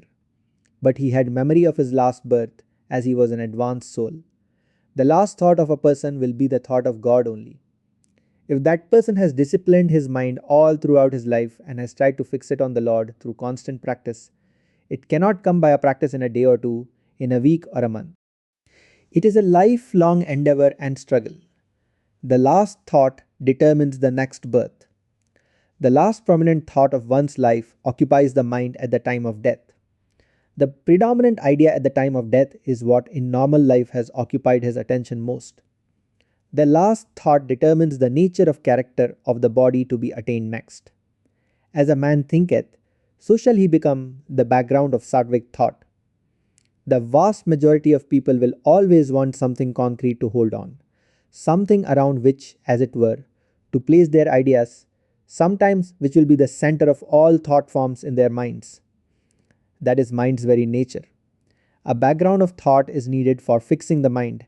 Have a sattvic background of thought of mental image. The mind assumes the shape of any object it intensely thinks upon. If it thinks of an orange, it assumes the shape of an orange. If it thinks of Lord Krishna with flute in hand, it assumes the shape of Lord Krishna. You must train the mind properly and give it proper sattvic food for assimilation. You must have sattvic background of thought to take you to the goal, salvation. If you are a devotee of Lord Krishna, have a background of thought of his picture and the repetition of his famous mantra Om Namo Bhagavati Vasudevaya and his qualities, formless qualities. A Nirguna Upasaka Vedanti should have a background of thought of Om and its meaning, infinite ocean of light, Sachidananda, Vyapaka, Paripurna Atman. Work in the world, and the moment the mind is free, begin to think of the background of thought, either Saguna or Nirguna background, according to taste, temperament, and capacity for sadhana. By constant thinking, a habit in the mind will be formed, and without effort, the mind will run towards the background of thought. It is a pity that the vast majority of persons have no ideal, no program of life at all, and no sattvic background of thought. They are doomed to failure. The background of thought of a young married lady is usually lustful. The background of thought of an old mother is the affection towards her sons and grandsons. The background of thought of the vast majority of persons is hatred and jealousy. Even the so-called educated persons with many university qualifications and academic knowledge, which is only husk when compared with spiritual knowledge, have no ideal, no program of life, and no background of thought. A deputy collector, after getting pension, marries a third wife and goes on as a Diwan of a state. A worldly minded person is a prey to sexual thoughts and thoughts of hatred, anger, and revenge. These two types of thoughts actually take possession of his mind. He is a slave to these two sets of thoughts. He does not know how to divert his mind and fix it on some other good, noble thought. He does not know the laws of thought. He is quite unaware of the nature and suitable workings of the mind. His position is extremely deplorable despite his earthly possessions and bookish knowledge obtained in universities. Viveka has not awakened in him. He has no Shraddha in saints, sastras, and God. He is unable to resist an evil desire, craving, or temptation on account of his weak will. The only potent remedy to remove his world intoxication, world charm, world delusion is constant satsanga or association with sadhus, sannyasins, and mahatmas. After retirement, everybody should have a background of thought and should spend his time in philosophical studies and divine contemplation. Old habits of loose thinking must be replaced by cultivating fresh habits of good thoughts.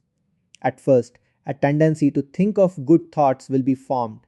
By continued practice, a positive, definite habit of thinking, of virtuous, helping thoughts will be developed. You will have to struggle very hard. The old habits will try to recur again and again. Till you are firmly established in the habit of thinking of good thoughts only, you will have to fill the mind again and again with sattvic thoughts, divine thoughts, thoughts of the Gita, Lord Krishna, Lord Rama, Upanishads, etc. New grooves and avenues will be formed now. Just as a gramophone needle cuts a small groove in the plate, sattvic thinking will cut new healthy grooves in the mind and brain. New samskaras will be formed. You will have concentration without much effort. He who has subdued his mind beholds in his own self, by the help of his own pure intellect, the immortal, eternal Brahman, which is subtler than the subtlest, which is an embodiment of bliss, peace, and wisdom. It is the contact of the sense with the sense object that gives rise to a mental perception. But if the senses are withdrawn and the mind is stilled, there comes a stage where there is no touch with any sense object. It is the state of bliss and pure consciousness or nirvikalpa samadhi which burns all samskaras that give rise to birth and death. Attachment is death. You are attached to body, action, wife, children, property, house, place, and articles that give you pleasure. Wherever there is attachment, there are anger, fear, and vasanas. Attachment leads to bondage. If you want to attain God realization, you must get rid of all sorts of attachment. The first step in detachment is to be detached from the body with which you feel so much identified. The Sanskrit word for the self is Atman. Atman is derived from the root at, which means to go always Atman. Thus means that which evolves itself always into names and forms of the universe in order to realize his real, essential nature, which is existence, consciousness, bliss absolute, the pure consciousness and freedom of thoughts. Through constant and intense practice of yoga and jnana sadhana, you can become waveless, thought free. The waveless yogi helps the world more than the man on the platform. Ordinary people can hardly grasp this point. When you are waveless, you actually permeate and pervade every atom of the universe, purify and elevate the whole world. The names of waveless jnanis such as Jada Bharata and Vamadeva are even now remembered. They never published books, they never made disciples. Yet, what a tremendous influence these waveless jnanis had produced on the minds of the people. You can attain jhana only if you are free from sensuous desires and immoral mental states. Aloofness of body from sensuous objects and aloofness of mind from immoral states of mind are needed for the attainment of jnana. Then only will divine light descend. Just as a bungalow is cleaned of cobwebs and the garden of all its weeds for the reception of the viceroy, the mental palace should be cleansed of all vices, desires, and immoral states for the reception of the holy Brahman, the viceroy of viceroys. When a desire arises in the mind, a worldling welcomes it and tries to fulfill it, but an aspirant renounces it immediately through viveka. Wise people consider even spark of desire as a very great evil. Therefore, they will not entertain any kind of desire.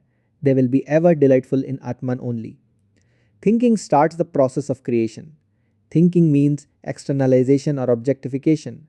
Thinking means differentiation, quality and multiplicity. Thinking is samsara. Thinking causes identification with the body. Thinking causes I-ness and mindness. Thinking causes time, space, etc.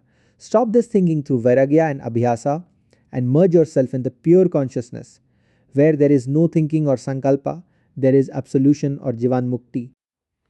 Chapter 9. From Thoughts to Thought Transcendence. Thoughts and life. Man thinks of sensual objects and gets attached to them. He thinks that fruits are very good for the body. He exerts to possess them. Then he actually possesses and enjoys them. He now clings to the fruits. He develops a habit of taking fruits now. And when he fails to obtain them any day, he gets pain. From thinking comes attachment. From attachment, desire is born. From desire proceeds anger. Anger arises when desire is frustrated by some cause or the other. From anger arises delusion. From delusion, failure of memory. From failure of memory, loss of intellect. From loss of intellect, man is totally ruined. If you want to attain everlasting peace, do not think of objects, but think always of the immortal, blissful Atman alone. Desires by themselves are harmless. They are galvanized by the power of thought. Then only they do much havoc. Man muses or thinks on the objects of the senses. He imagines that he will get a great deal of pleasure from them. This imagination excites the desires. This power of imagination cooperates with the desires. Then the desires are invigorated or vitalized. They attack the deluded jiva vehemently, thoughts and character. Man is not a creature of circumstances. His thoughts are the architects of his circumstances. A man of character builds a life out of circumstances. He steadily perseveres and plods. He does not look back. He marches forward bravely. He is not afraid of obstacles. He never frets and fumes. He never gets discouraged and disappointed. He is full of vigor, energy, vim, and vitality. He is ever zealous and enthusiastic. Thoughts are the bricks with which character is built. Character is not born, it is formed. Determination to build definite character in life is needed.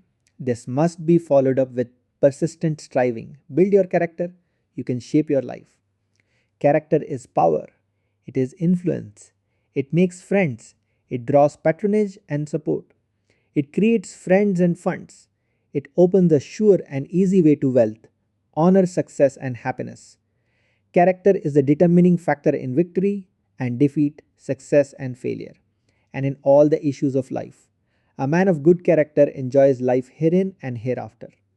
Small kind acts, small courtesies, small consideration, small benevolence, habitually practiced in your social intercourse, give a great charm to your character than great platform lectures, discourses, oration, exhibition of talents, etc. Strong character is formed by strong and noble thinking. A good character is the fruition of personal exertion. It is the result of one's own endeavors. It is not wealth or power, nor is it mere intellect that governs the world. It is moral character associated with moral excellence that really rules the entire universe. Nothing in this world wealth, name, fame, victory is worth a fig or a straw without character. Character must stand behind and back up everything, and character is built by your thoughts and words. There is power in every word that is spoken. There are two kinds of vrittis or thoughts, viz. Sakti vritti and Lakshana vritti in words. In the Upanishads, the Lakshana vritti is taken. Vedas Varupoham does not mean embodiment of Vedas. The Lakshana vritti does denote Brahman, who can be reached by the study of the Upanishads alone, by the Sabda Pramana alone. Mark here the power in the words. If anyone calls another Sala or Badmash or fool, he is thrown into a state of fury immediately. Fight ensues. If you address anyone as Bhagavan or Prabhu or Maharaj, he is immensely pleased. Thoughts and actions. Thoughts are dormant seeds of action. The mind's acts, and not the bodily acts, are alone true acts. It is the actions of the mind that are truly termed karmas. Thought and act are interdependent. There is no such thing as mind apart from thought. Thoughts constitute the mind. Words are nothing but the outward expressions of thoughts which are imperceptible. Actions are caused by feelings of desire and aversion, likes and dislikes. These feelings are caused by the fact that you attribute a pleasurable or painful nature to objects. Thought is finite. It is inadequate to express even temporal processes. not to speak of the absolute which is inexpressible. The body, with its organs, is no other than the mind. Thoughts, peace, and strength. Fewer the desires, lesser the thoughts, become absolutely desireless. The wheel of mind will stop entirely. If you reduce your wants, if you do not try to fulfill your desires, if you try to eradicate your desires one by one, your thoughts will diminish in frequency and length. The number of thoughts also per minute will diminish. Fewer the thoughts, greater the peace. Remember this always: a wealthy man who is engaged in speculation in a big city and who has a large number of thoughts has a restless mind in spite of his comforts. Whereas a sadhu who lives in the cave of the Himalayas and who is practicing thought control is very happy in spite of his poverty. Fewer the thoughts, greater the mental strength and concentration. Suppose that the average number of thoughts that pass through your brain within 1 hour is 100. If you succeed in reducing it by constant practice of concentration and meditation to 90, you have gained 10% of the power of concentration of mind. Every thought that is reduced adds strength and peace to the mind. Reduction of even one thought will give mental strength and peace of mind. You may not be able to feel this in the beginning as you do not possess a subtle intellect, but there is a spiritual thermometer inside to register the reduction of even a single thought. If you reduce one thought, the mental strength that you have gained by this reduction will help you to reduce the second thought easily. Thought, energy, and sacred thoughts. Thought is a finer manifestation of being than ether or energy. You think because you share the universal thought. Thought is both force and motion. Thought is dynamic. Thought moves. Thought decides the future. As you think, so you become. Thought makes a saint or a sinner. Thought can shape a man. Think that you are Brahman, and Brahman you become. Sacred thoughts generate and sustain divine thoughts. Thoughts of hatred interfere with the inner harmony of the heart. Every useless thought is wastage of energy. Useless thoughts are obstacles to spiritual growth. Every thought must have a definite purpose. Negative evil thoughts cannot overcome fear. Patience overcomes anger and irritability. Love overcomes hatred. Purity overcomes lust. Mind is not daily made. In every minute, it changes its color and shape. Thoughts that bind through its power of differentiation. Mind generates this universe. The expansion of the mind's thoughts towards sensual objects is bondage. The abandoning of the thoughts constitutes liberation. The mind creates, at the outset, an attachment for the body and sense objects and binds the man through this attachment. The attachment is due to the force of rajas. Sattva brings non-attachment and infuses in the mind discrimination and renunciation. It is the rajasic mind that causes the ideas I and mine and the difference of body, caste, creed, color, order of life, etc. The poisonous tree of the Mayaik illusion grows more and more out of the seed of the mind's modification or expanded thoughts in the soil of the multifarious enjoyments of the world. From pure thoughts to transcendental experience, thoughts are of two kinds: pure thoughts and impure thoughts. Desire to do virtuous actions, japa, meditation, study of religious books, etc. is pure thought. A desire to go to cinema, to hurt others, and to seek sex relations is impure thought. Impure thoughts should be destroyed by the increase of pure thoughts, and pure thoughts also should be given up in the end. Thoughts gain strength by repetition of sensual enjoyments. Sensual enjoyments leave on the mind subtle impressions. The real Svarupa of mind is Sattva only. Rajas and Tamas join Sattva accidentally in the middle. They can be removed by sadhana or purificatory practices such as tapas, selfless service, dhamma, sama, japa, worship, etc. If you develop the Daivi Sampat or divine qualities, Rajas and Tamas will perish. Then the mind will be pure, subtle, steady, and one pointed. Then it will melt in the subtle, invisible, homogeneous Brahman, Akhandaika Rasa Brahman. It will mix with Brahman now, just as milk mixed with milk, water with water, oil with oil. Nirvikalpa Samadhi will result.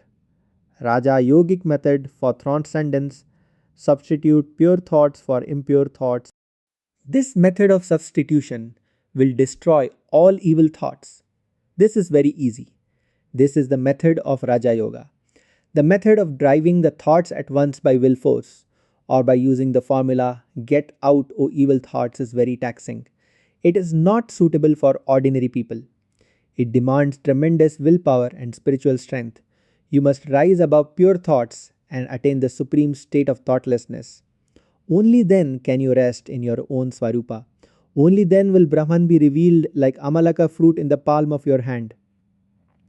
Vedantic technique for thought transcendence.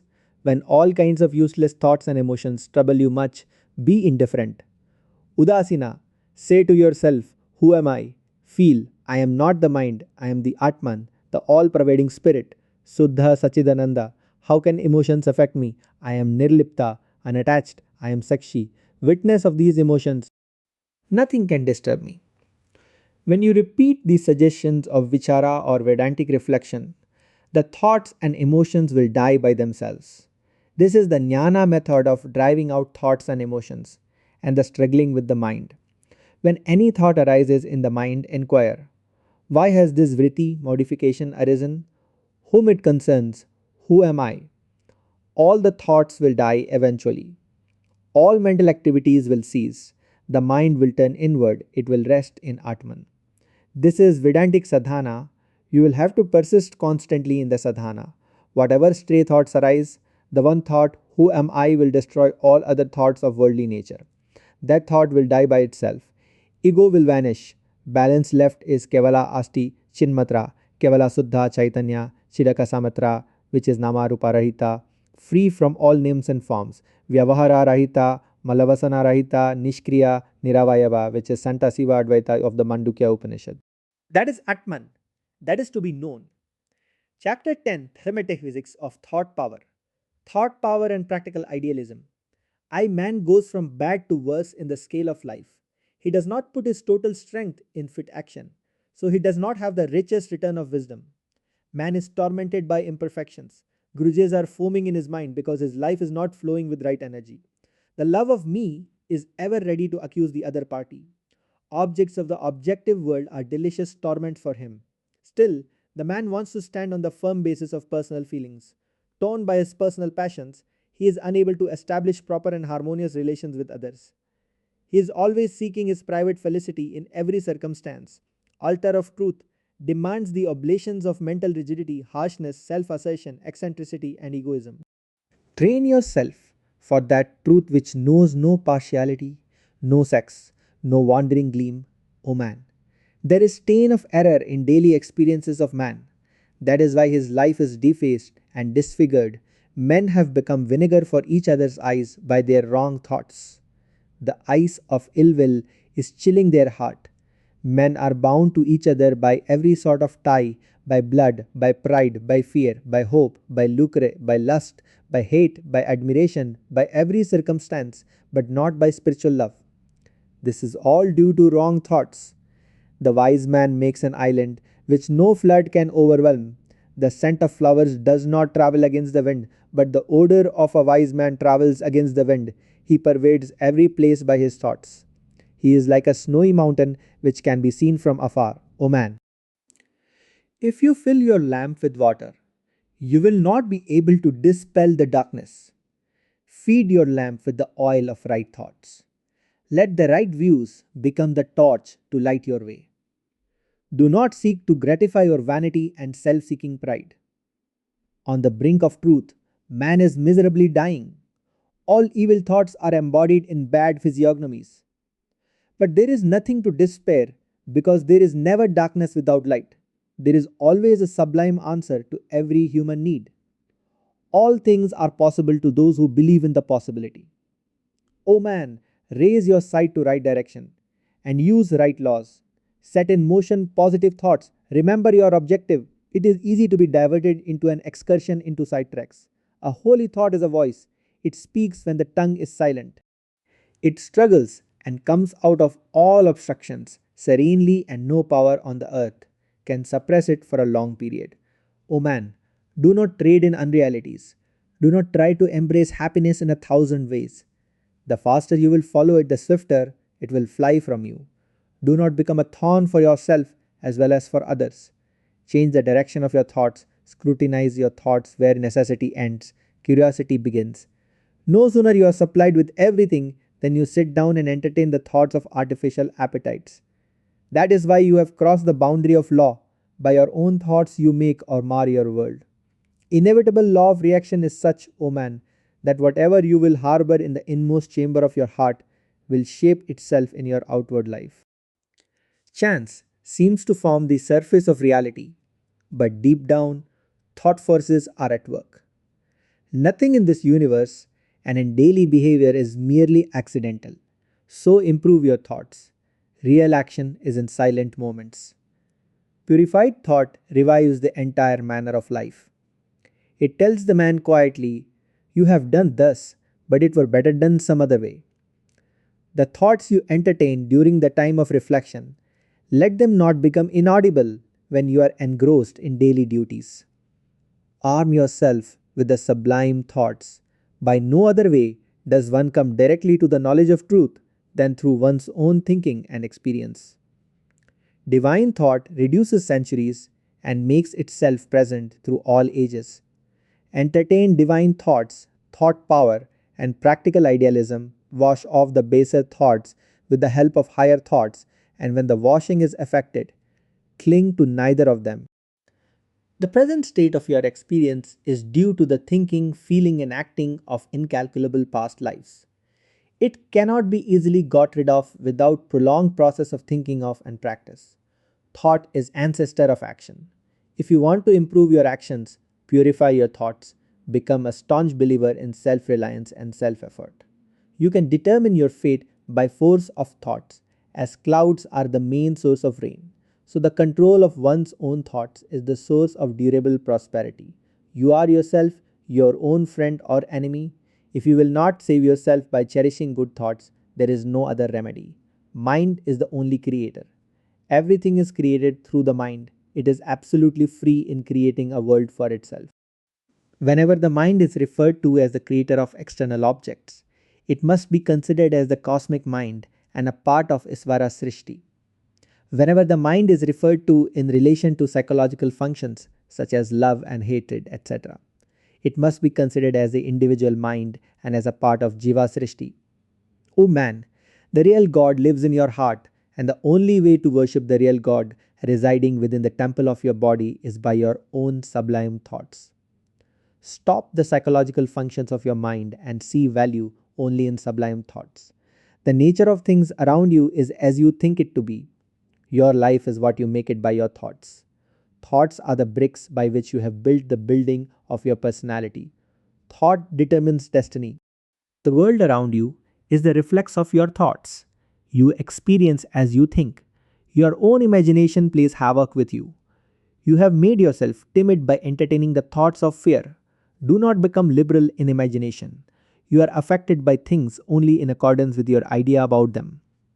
The mind sees value only in that in which it has intense faith. Though all of you see the same object, every one of you attach to it different values according to your mental propensities you think. Thought is a creative instrument and man becomes what he thinks upon. Character is thought formed. You are born with what you have thought upon, and your present character is an index of your previous thoughts. You create your future by your thoughts now. If you think nobly, you will be noble in conduct. If you think basely, no environment will make you different. Thus, thoughts and actions are interdependent.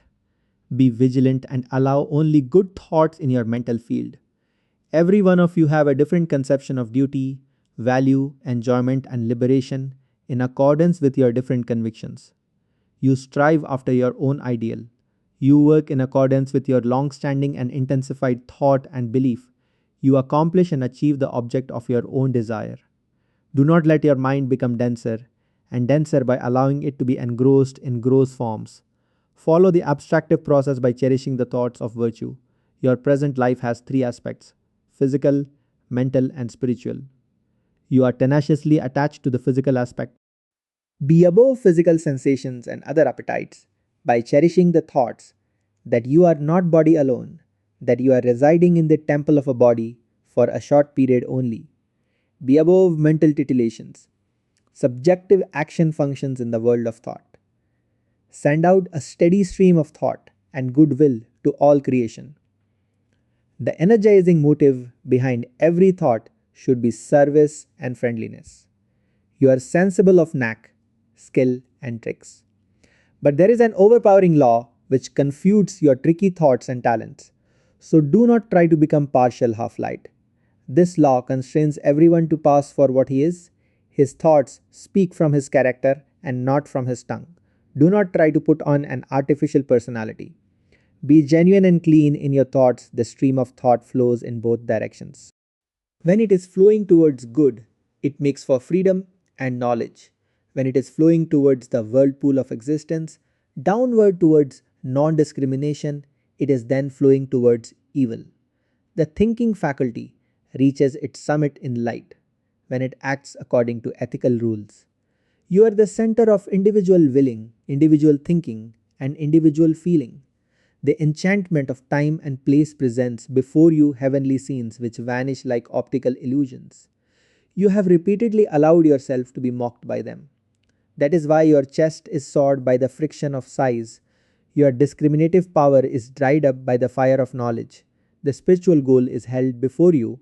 How quickly or how slowly you move towards it will depend on your thoughts. Stand united with your higher thoughts. You will achieve that goal which is bought by many failures. Become a non-seeker of personal ends and glory.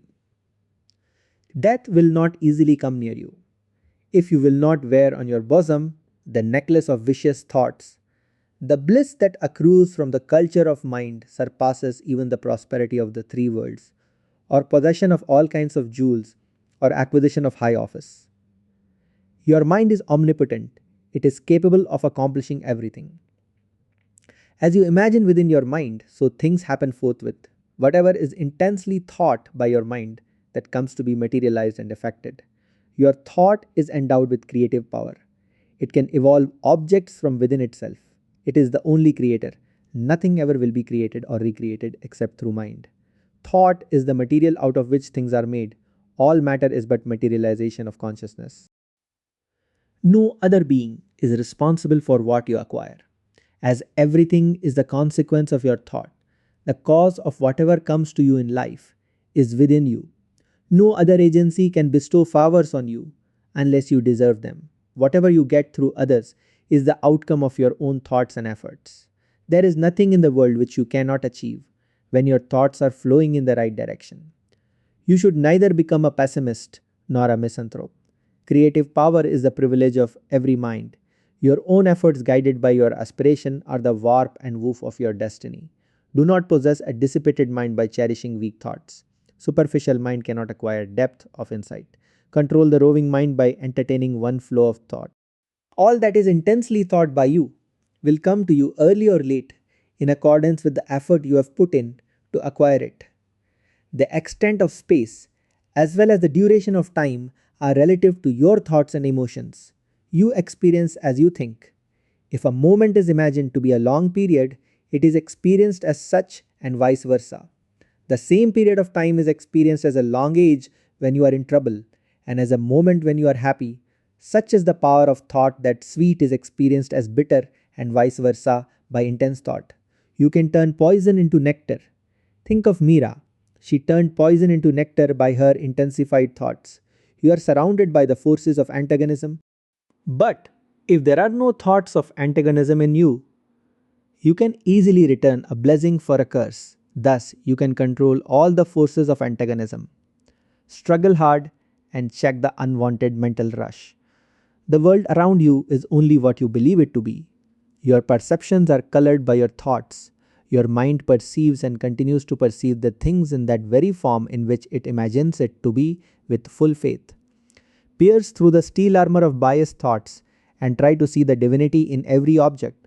It is by thought alone that you get into delusion, undergo the experience of birth and death, are bound in the world, and become released from it. All your states of happiness or misery in heaven or hell are effects of your own thoughts. Early or late, in this life, or lives to come, all your passing thoughts will be realized. So discriminate nicely. Your present state has been willed by your thoughts. You can change the present state into another by your own thoughts. If you believe that you are separate from the Absolute, you are so. If you think yourself to be Brahman, you are so. You limit yourself by your thoughts. With each divine thought, the mind rends the thin rinds of the visible and finite and comes out into eternity. But you are so negligent about your mental factory. Thought power and practical idealism, dear, your destiny is mapped out by your thoughts.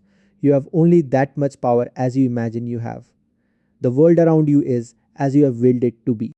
You are living in an infinite ocean of power and cheerfulness, but you appropriate only so much from it as you think, believe, and imagine. Due to certain propensities, you cherish certain thoughts and you allow your mind to foment. But by discrimination, you can easily give up the fantasy of mind. The limit of your thought is the limit of your possibilities. Your circumstances and environments are the materialization of your thoughts. The world experience rises or falls in accordance with your thoughts. Whatever thought is cherished by you in the world will be ultimately realized.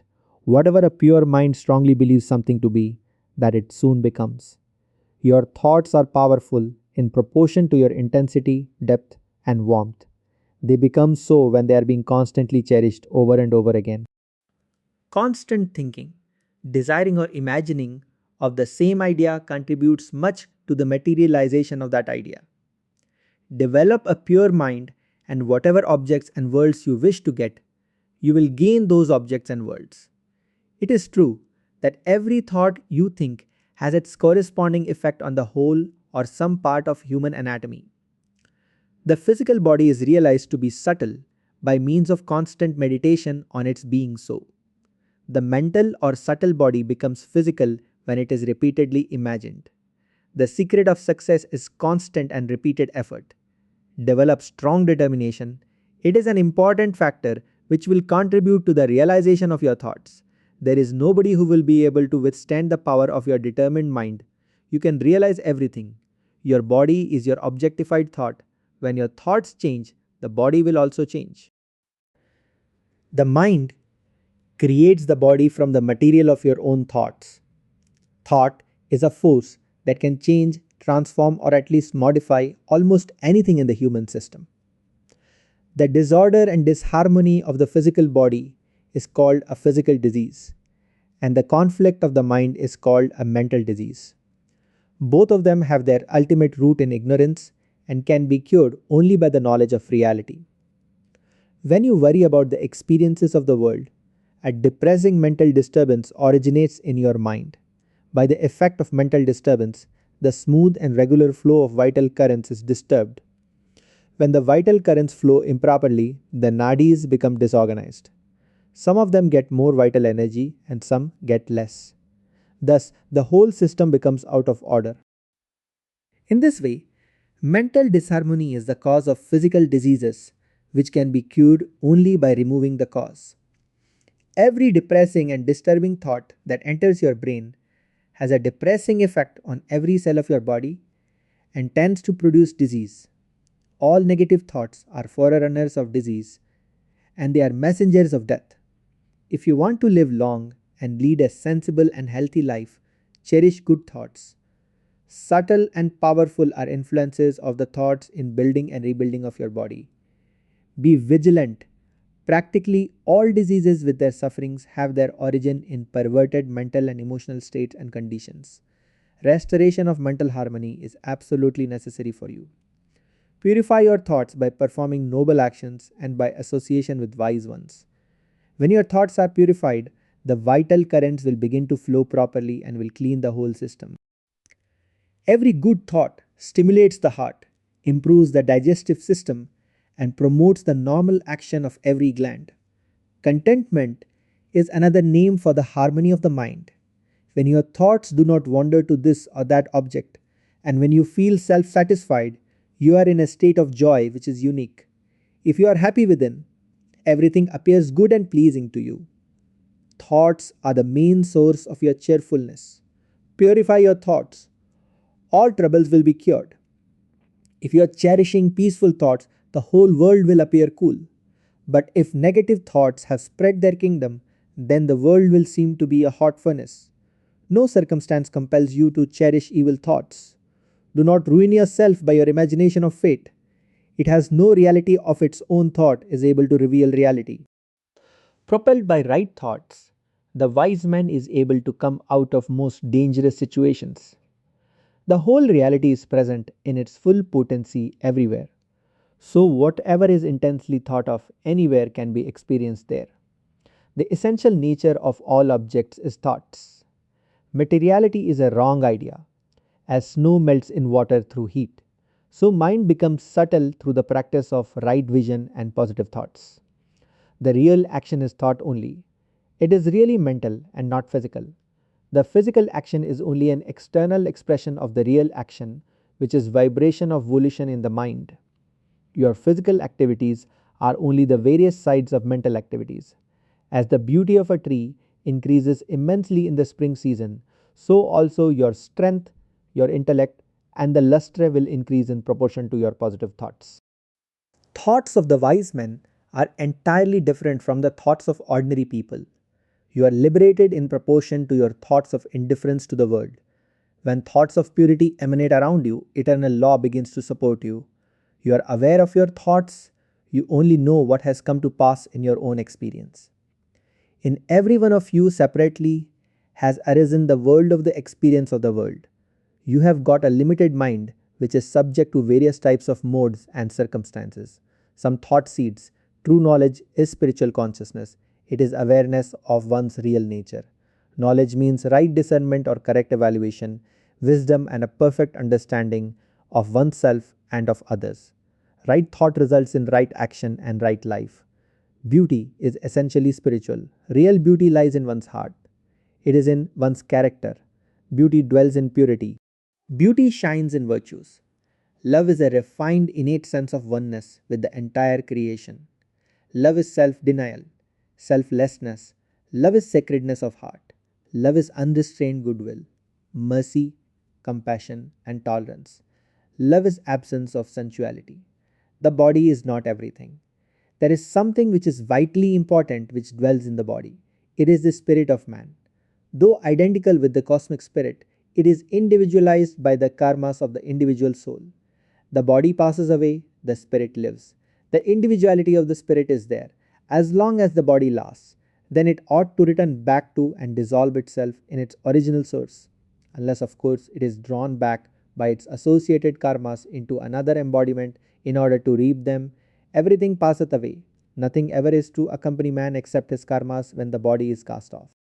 Hence, as long as man lives, he should live amicably, with love and goodwill towards all, hurting no one in any manner, coveting no worldly riches, with more of kindness and mental charity, forgiveness and tolerance, with detachment to mundane objects, and dissociation of the ego from one's actions, while taking care to acquire no new karmas as one works out the already accomplished ones. With a little of contentment, discrimination, devotion to God, and self surrender to His will, with a little of detachment and non expectation of anything from anyone, with an attitude of prayerfulness and abiding by the dictates of one's conscience, with unshakable faith in one's spiritual principles and code of conduct and evaluation, life becomes easier, worthier, and happier.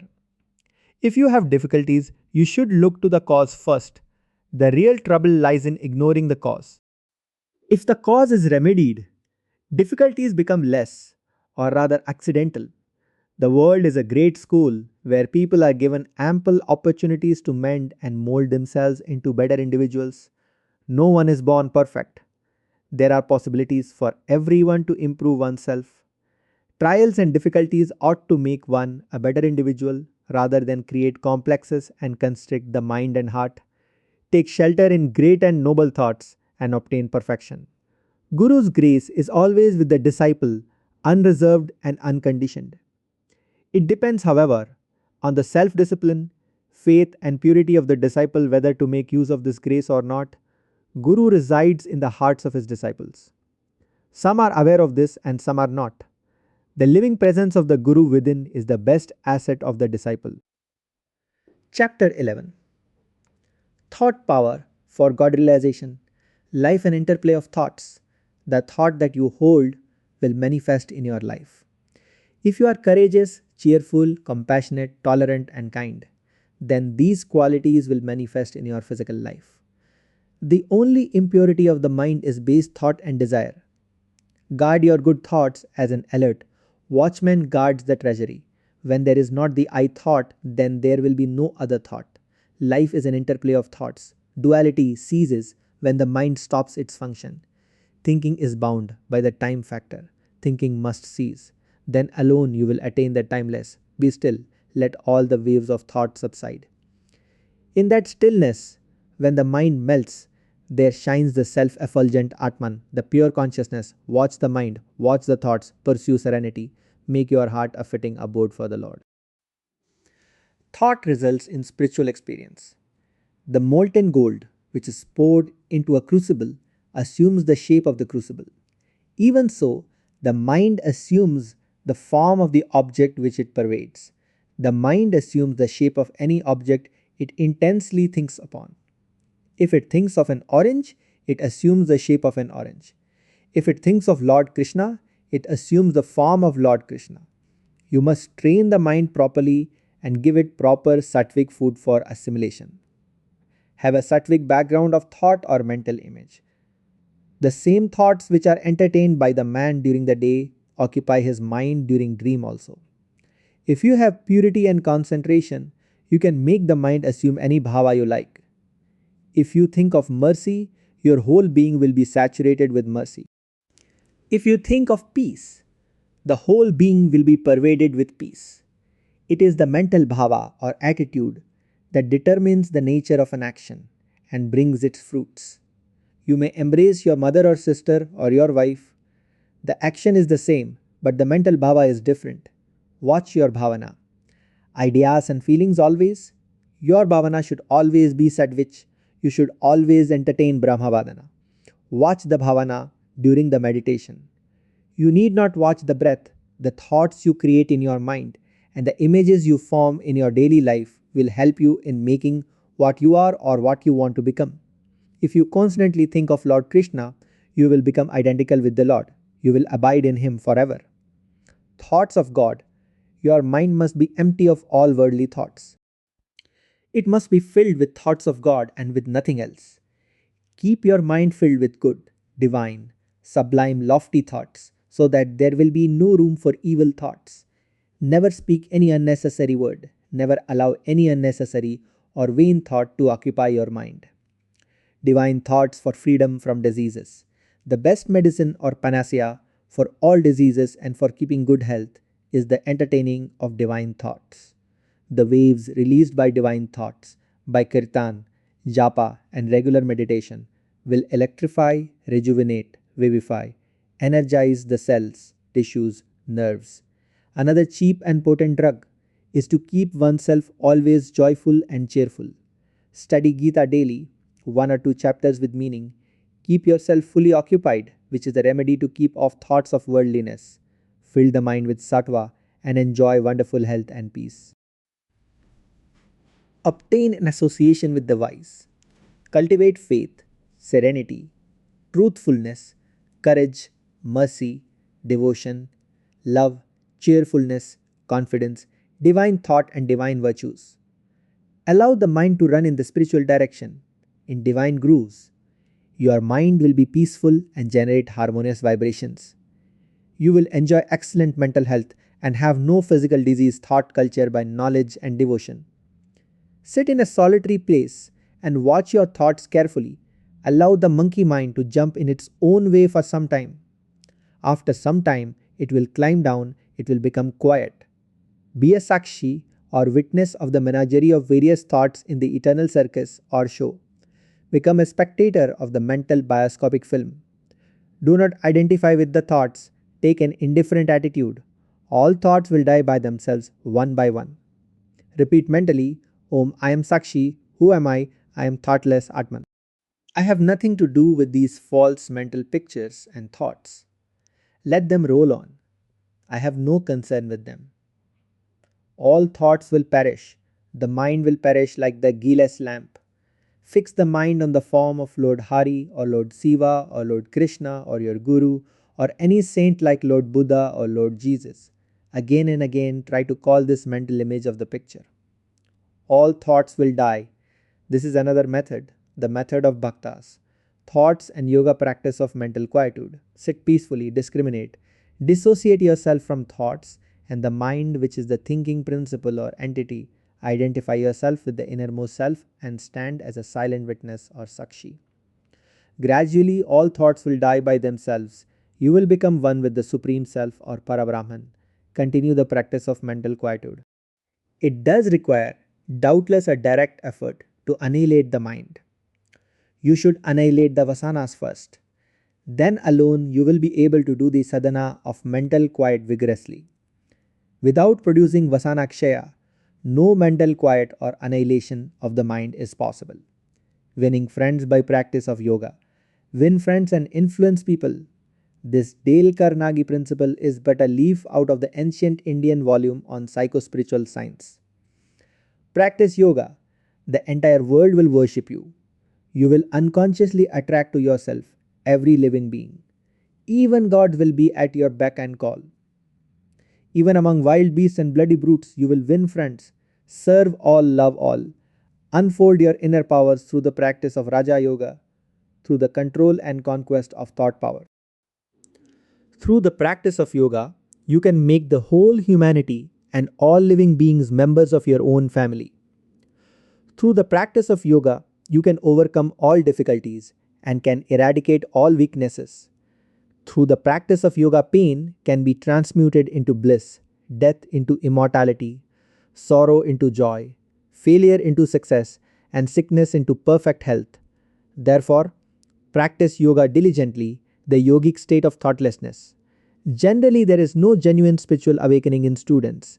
There is mere curiosity for getting some psychic or yogic powers. That student is far from God as long as he retains some hidden desires for siddhis. Strictly observe the ethical rules. Transform the worldly nature first. If you become absolutely desireless, absolutely thoughtless, absolutely vrittiless, if the mental vrittis are destroyed in toto, Kundalini will ascend by itself without effort through the force of purity. Remove the dross of mind. You will yourself get help and answer from within. Yogi of the developed thought power.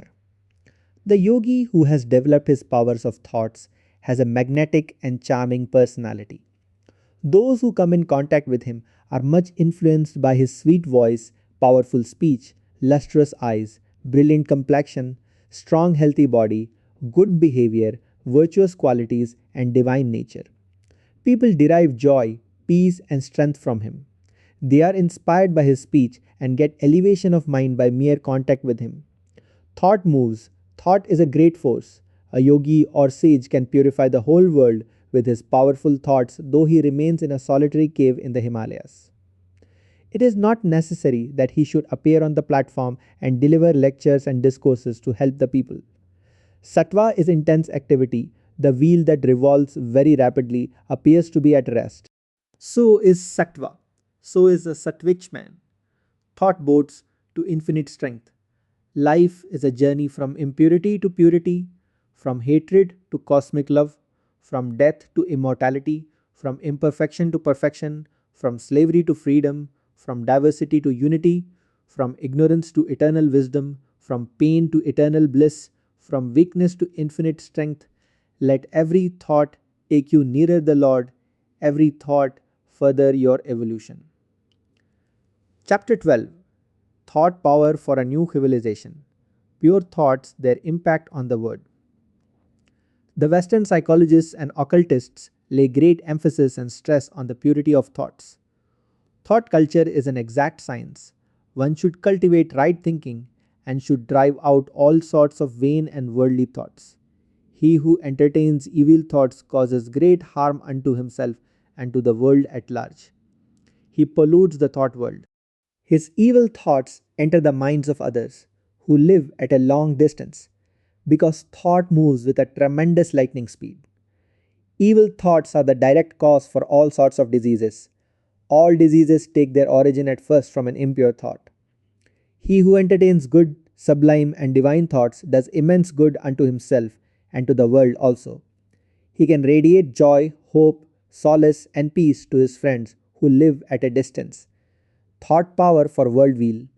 Karma is action and also the law of cause and effect. All kingdoms below the human kingdom are mindless, therefore, they cannot generate thoughts. Further, they have no idea of right and wrong, what ought to be done and what ought not to be done, and so they cannot create karma. Thoughts are solid things, more solid than a lump of sugar candy. They have tremendous force or power. Utilize this thought power carefully.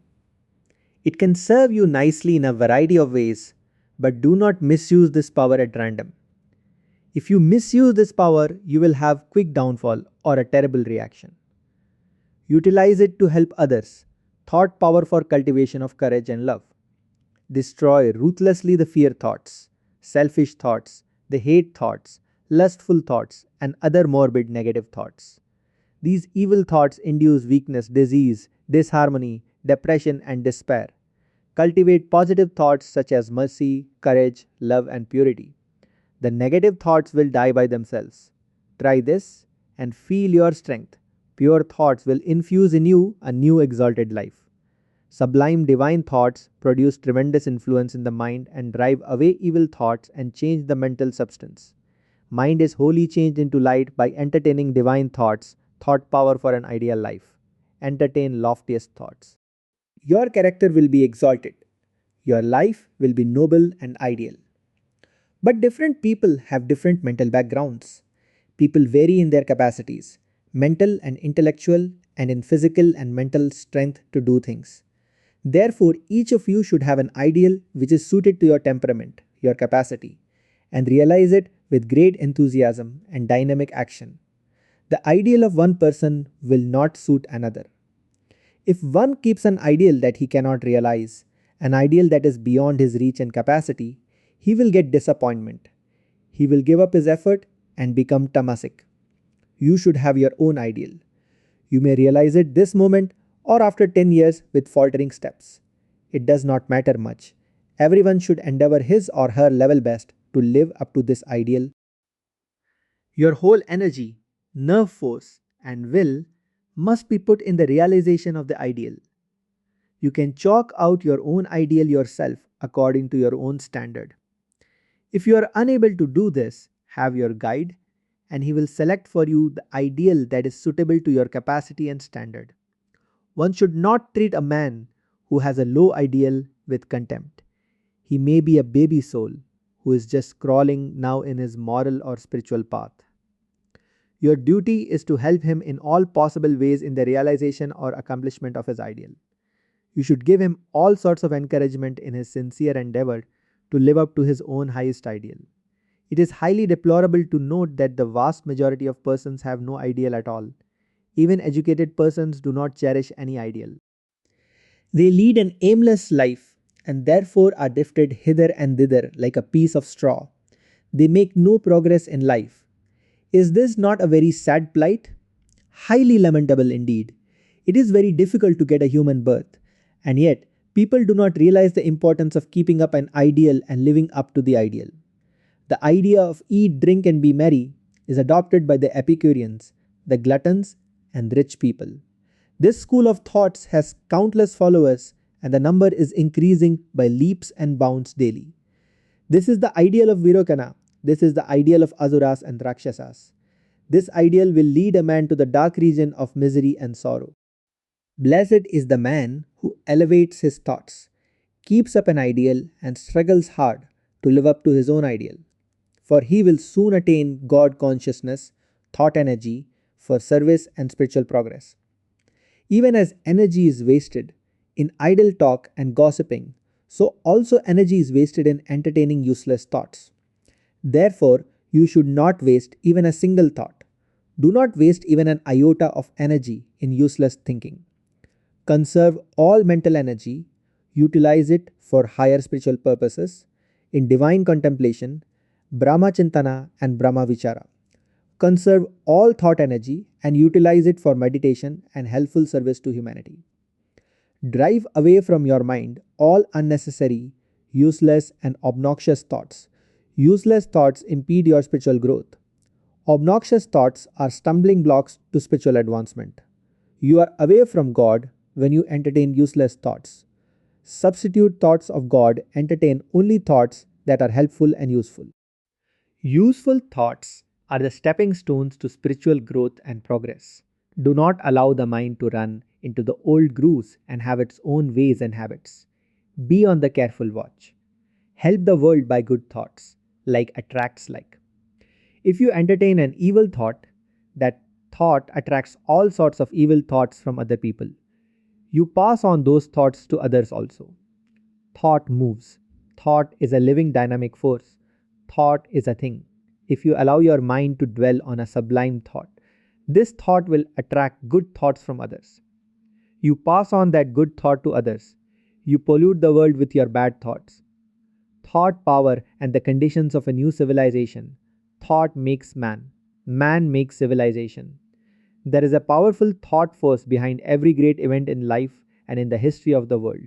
Behind all discoveries and inventions, behind all religions and philosophies, behind all life saving or life destroying devices is thought. Thought is expressed in words and executed in deeds. Word is the handmaid of thought, and deed is the end result. Hence the saying, as you think, so you become. How to build a new civilization? By generating a new thought force. How to build a civilization that will ensure the peace of mankind, the prosperity of society, the salvation of the individual. By generating a thought force that will invariably result in man enjoying peace of mind that will instill in his heart the divine virtues of compassion, of service to his fellow men, love of God, and of an intense desire to realize Him.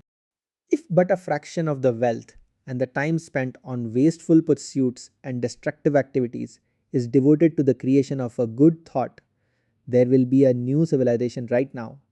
Atomic and hydrogen bombs, ICBM, and a host of other inventions drive mankind inevitably to destruction. They waste your wealth, they destroy your neighbors, they pollute the atmosphere of the whole world, and generate fear, hatred, and suspicion in your heart. The mind is unbalanced and the body is subjected to diseases. Stop this trend. Promote research in spirituality, in religion, in all the good things of life. Support the philosophers and saints, the real benefactors of mankind. Encourage them in their study of religion, researches in ancient spiritual literature, and the projection of a great thought force for the good. Ban all literature that pollutes the thoughts of the young. Flood the young brain with healthy thoughts, ideas, and ideals. The man who commits murder, the man who steals your purse, the man who cheats you, law punishes him. But this crime is insignificant when compared to the crime committed by the wicked intellectual who instills a wicked idea into the mind of youth. He is the author of many murders that take place on earth. He steals your greatest wealth, wisdom. He cheats you by presenting you with poison in the name of sweet elixir. The law of the new civilization will deal very severely with such Ashuric beings. The new civilization will give every encouragement to those who wish to study philosophy, religion, and spiritual thought. It will make their study compulsory in schools and colleges. It will award scholarships to students of philosophy. It will confer prizes and titles on those who conduct researches in religion and philosophy. The deepest urge in man, the spiritual urge, will be given the fullest scope to realize its goal. The fruits of the new civilization are well worth all that everybody can do towards building it up. In the new civilization, man will want to lead a righteous life. He will be eager to serve his fellow beings and share with them what he has. He will love all, realizing that his own self dwells in all. He will be devoted to the welfare of all beings. What an ideal society it will be, where people share with others all that they possess and will serve everybody. Where will be the need for taxes and duties in such a society in which everyone will voluntarily work for all? Where is the need for police and the army when people are devoted to virtue? This then is the ideal. Towards this end, let everyone strive to generate a thought force. May God bless you all.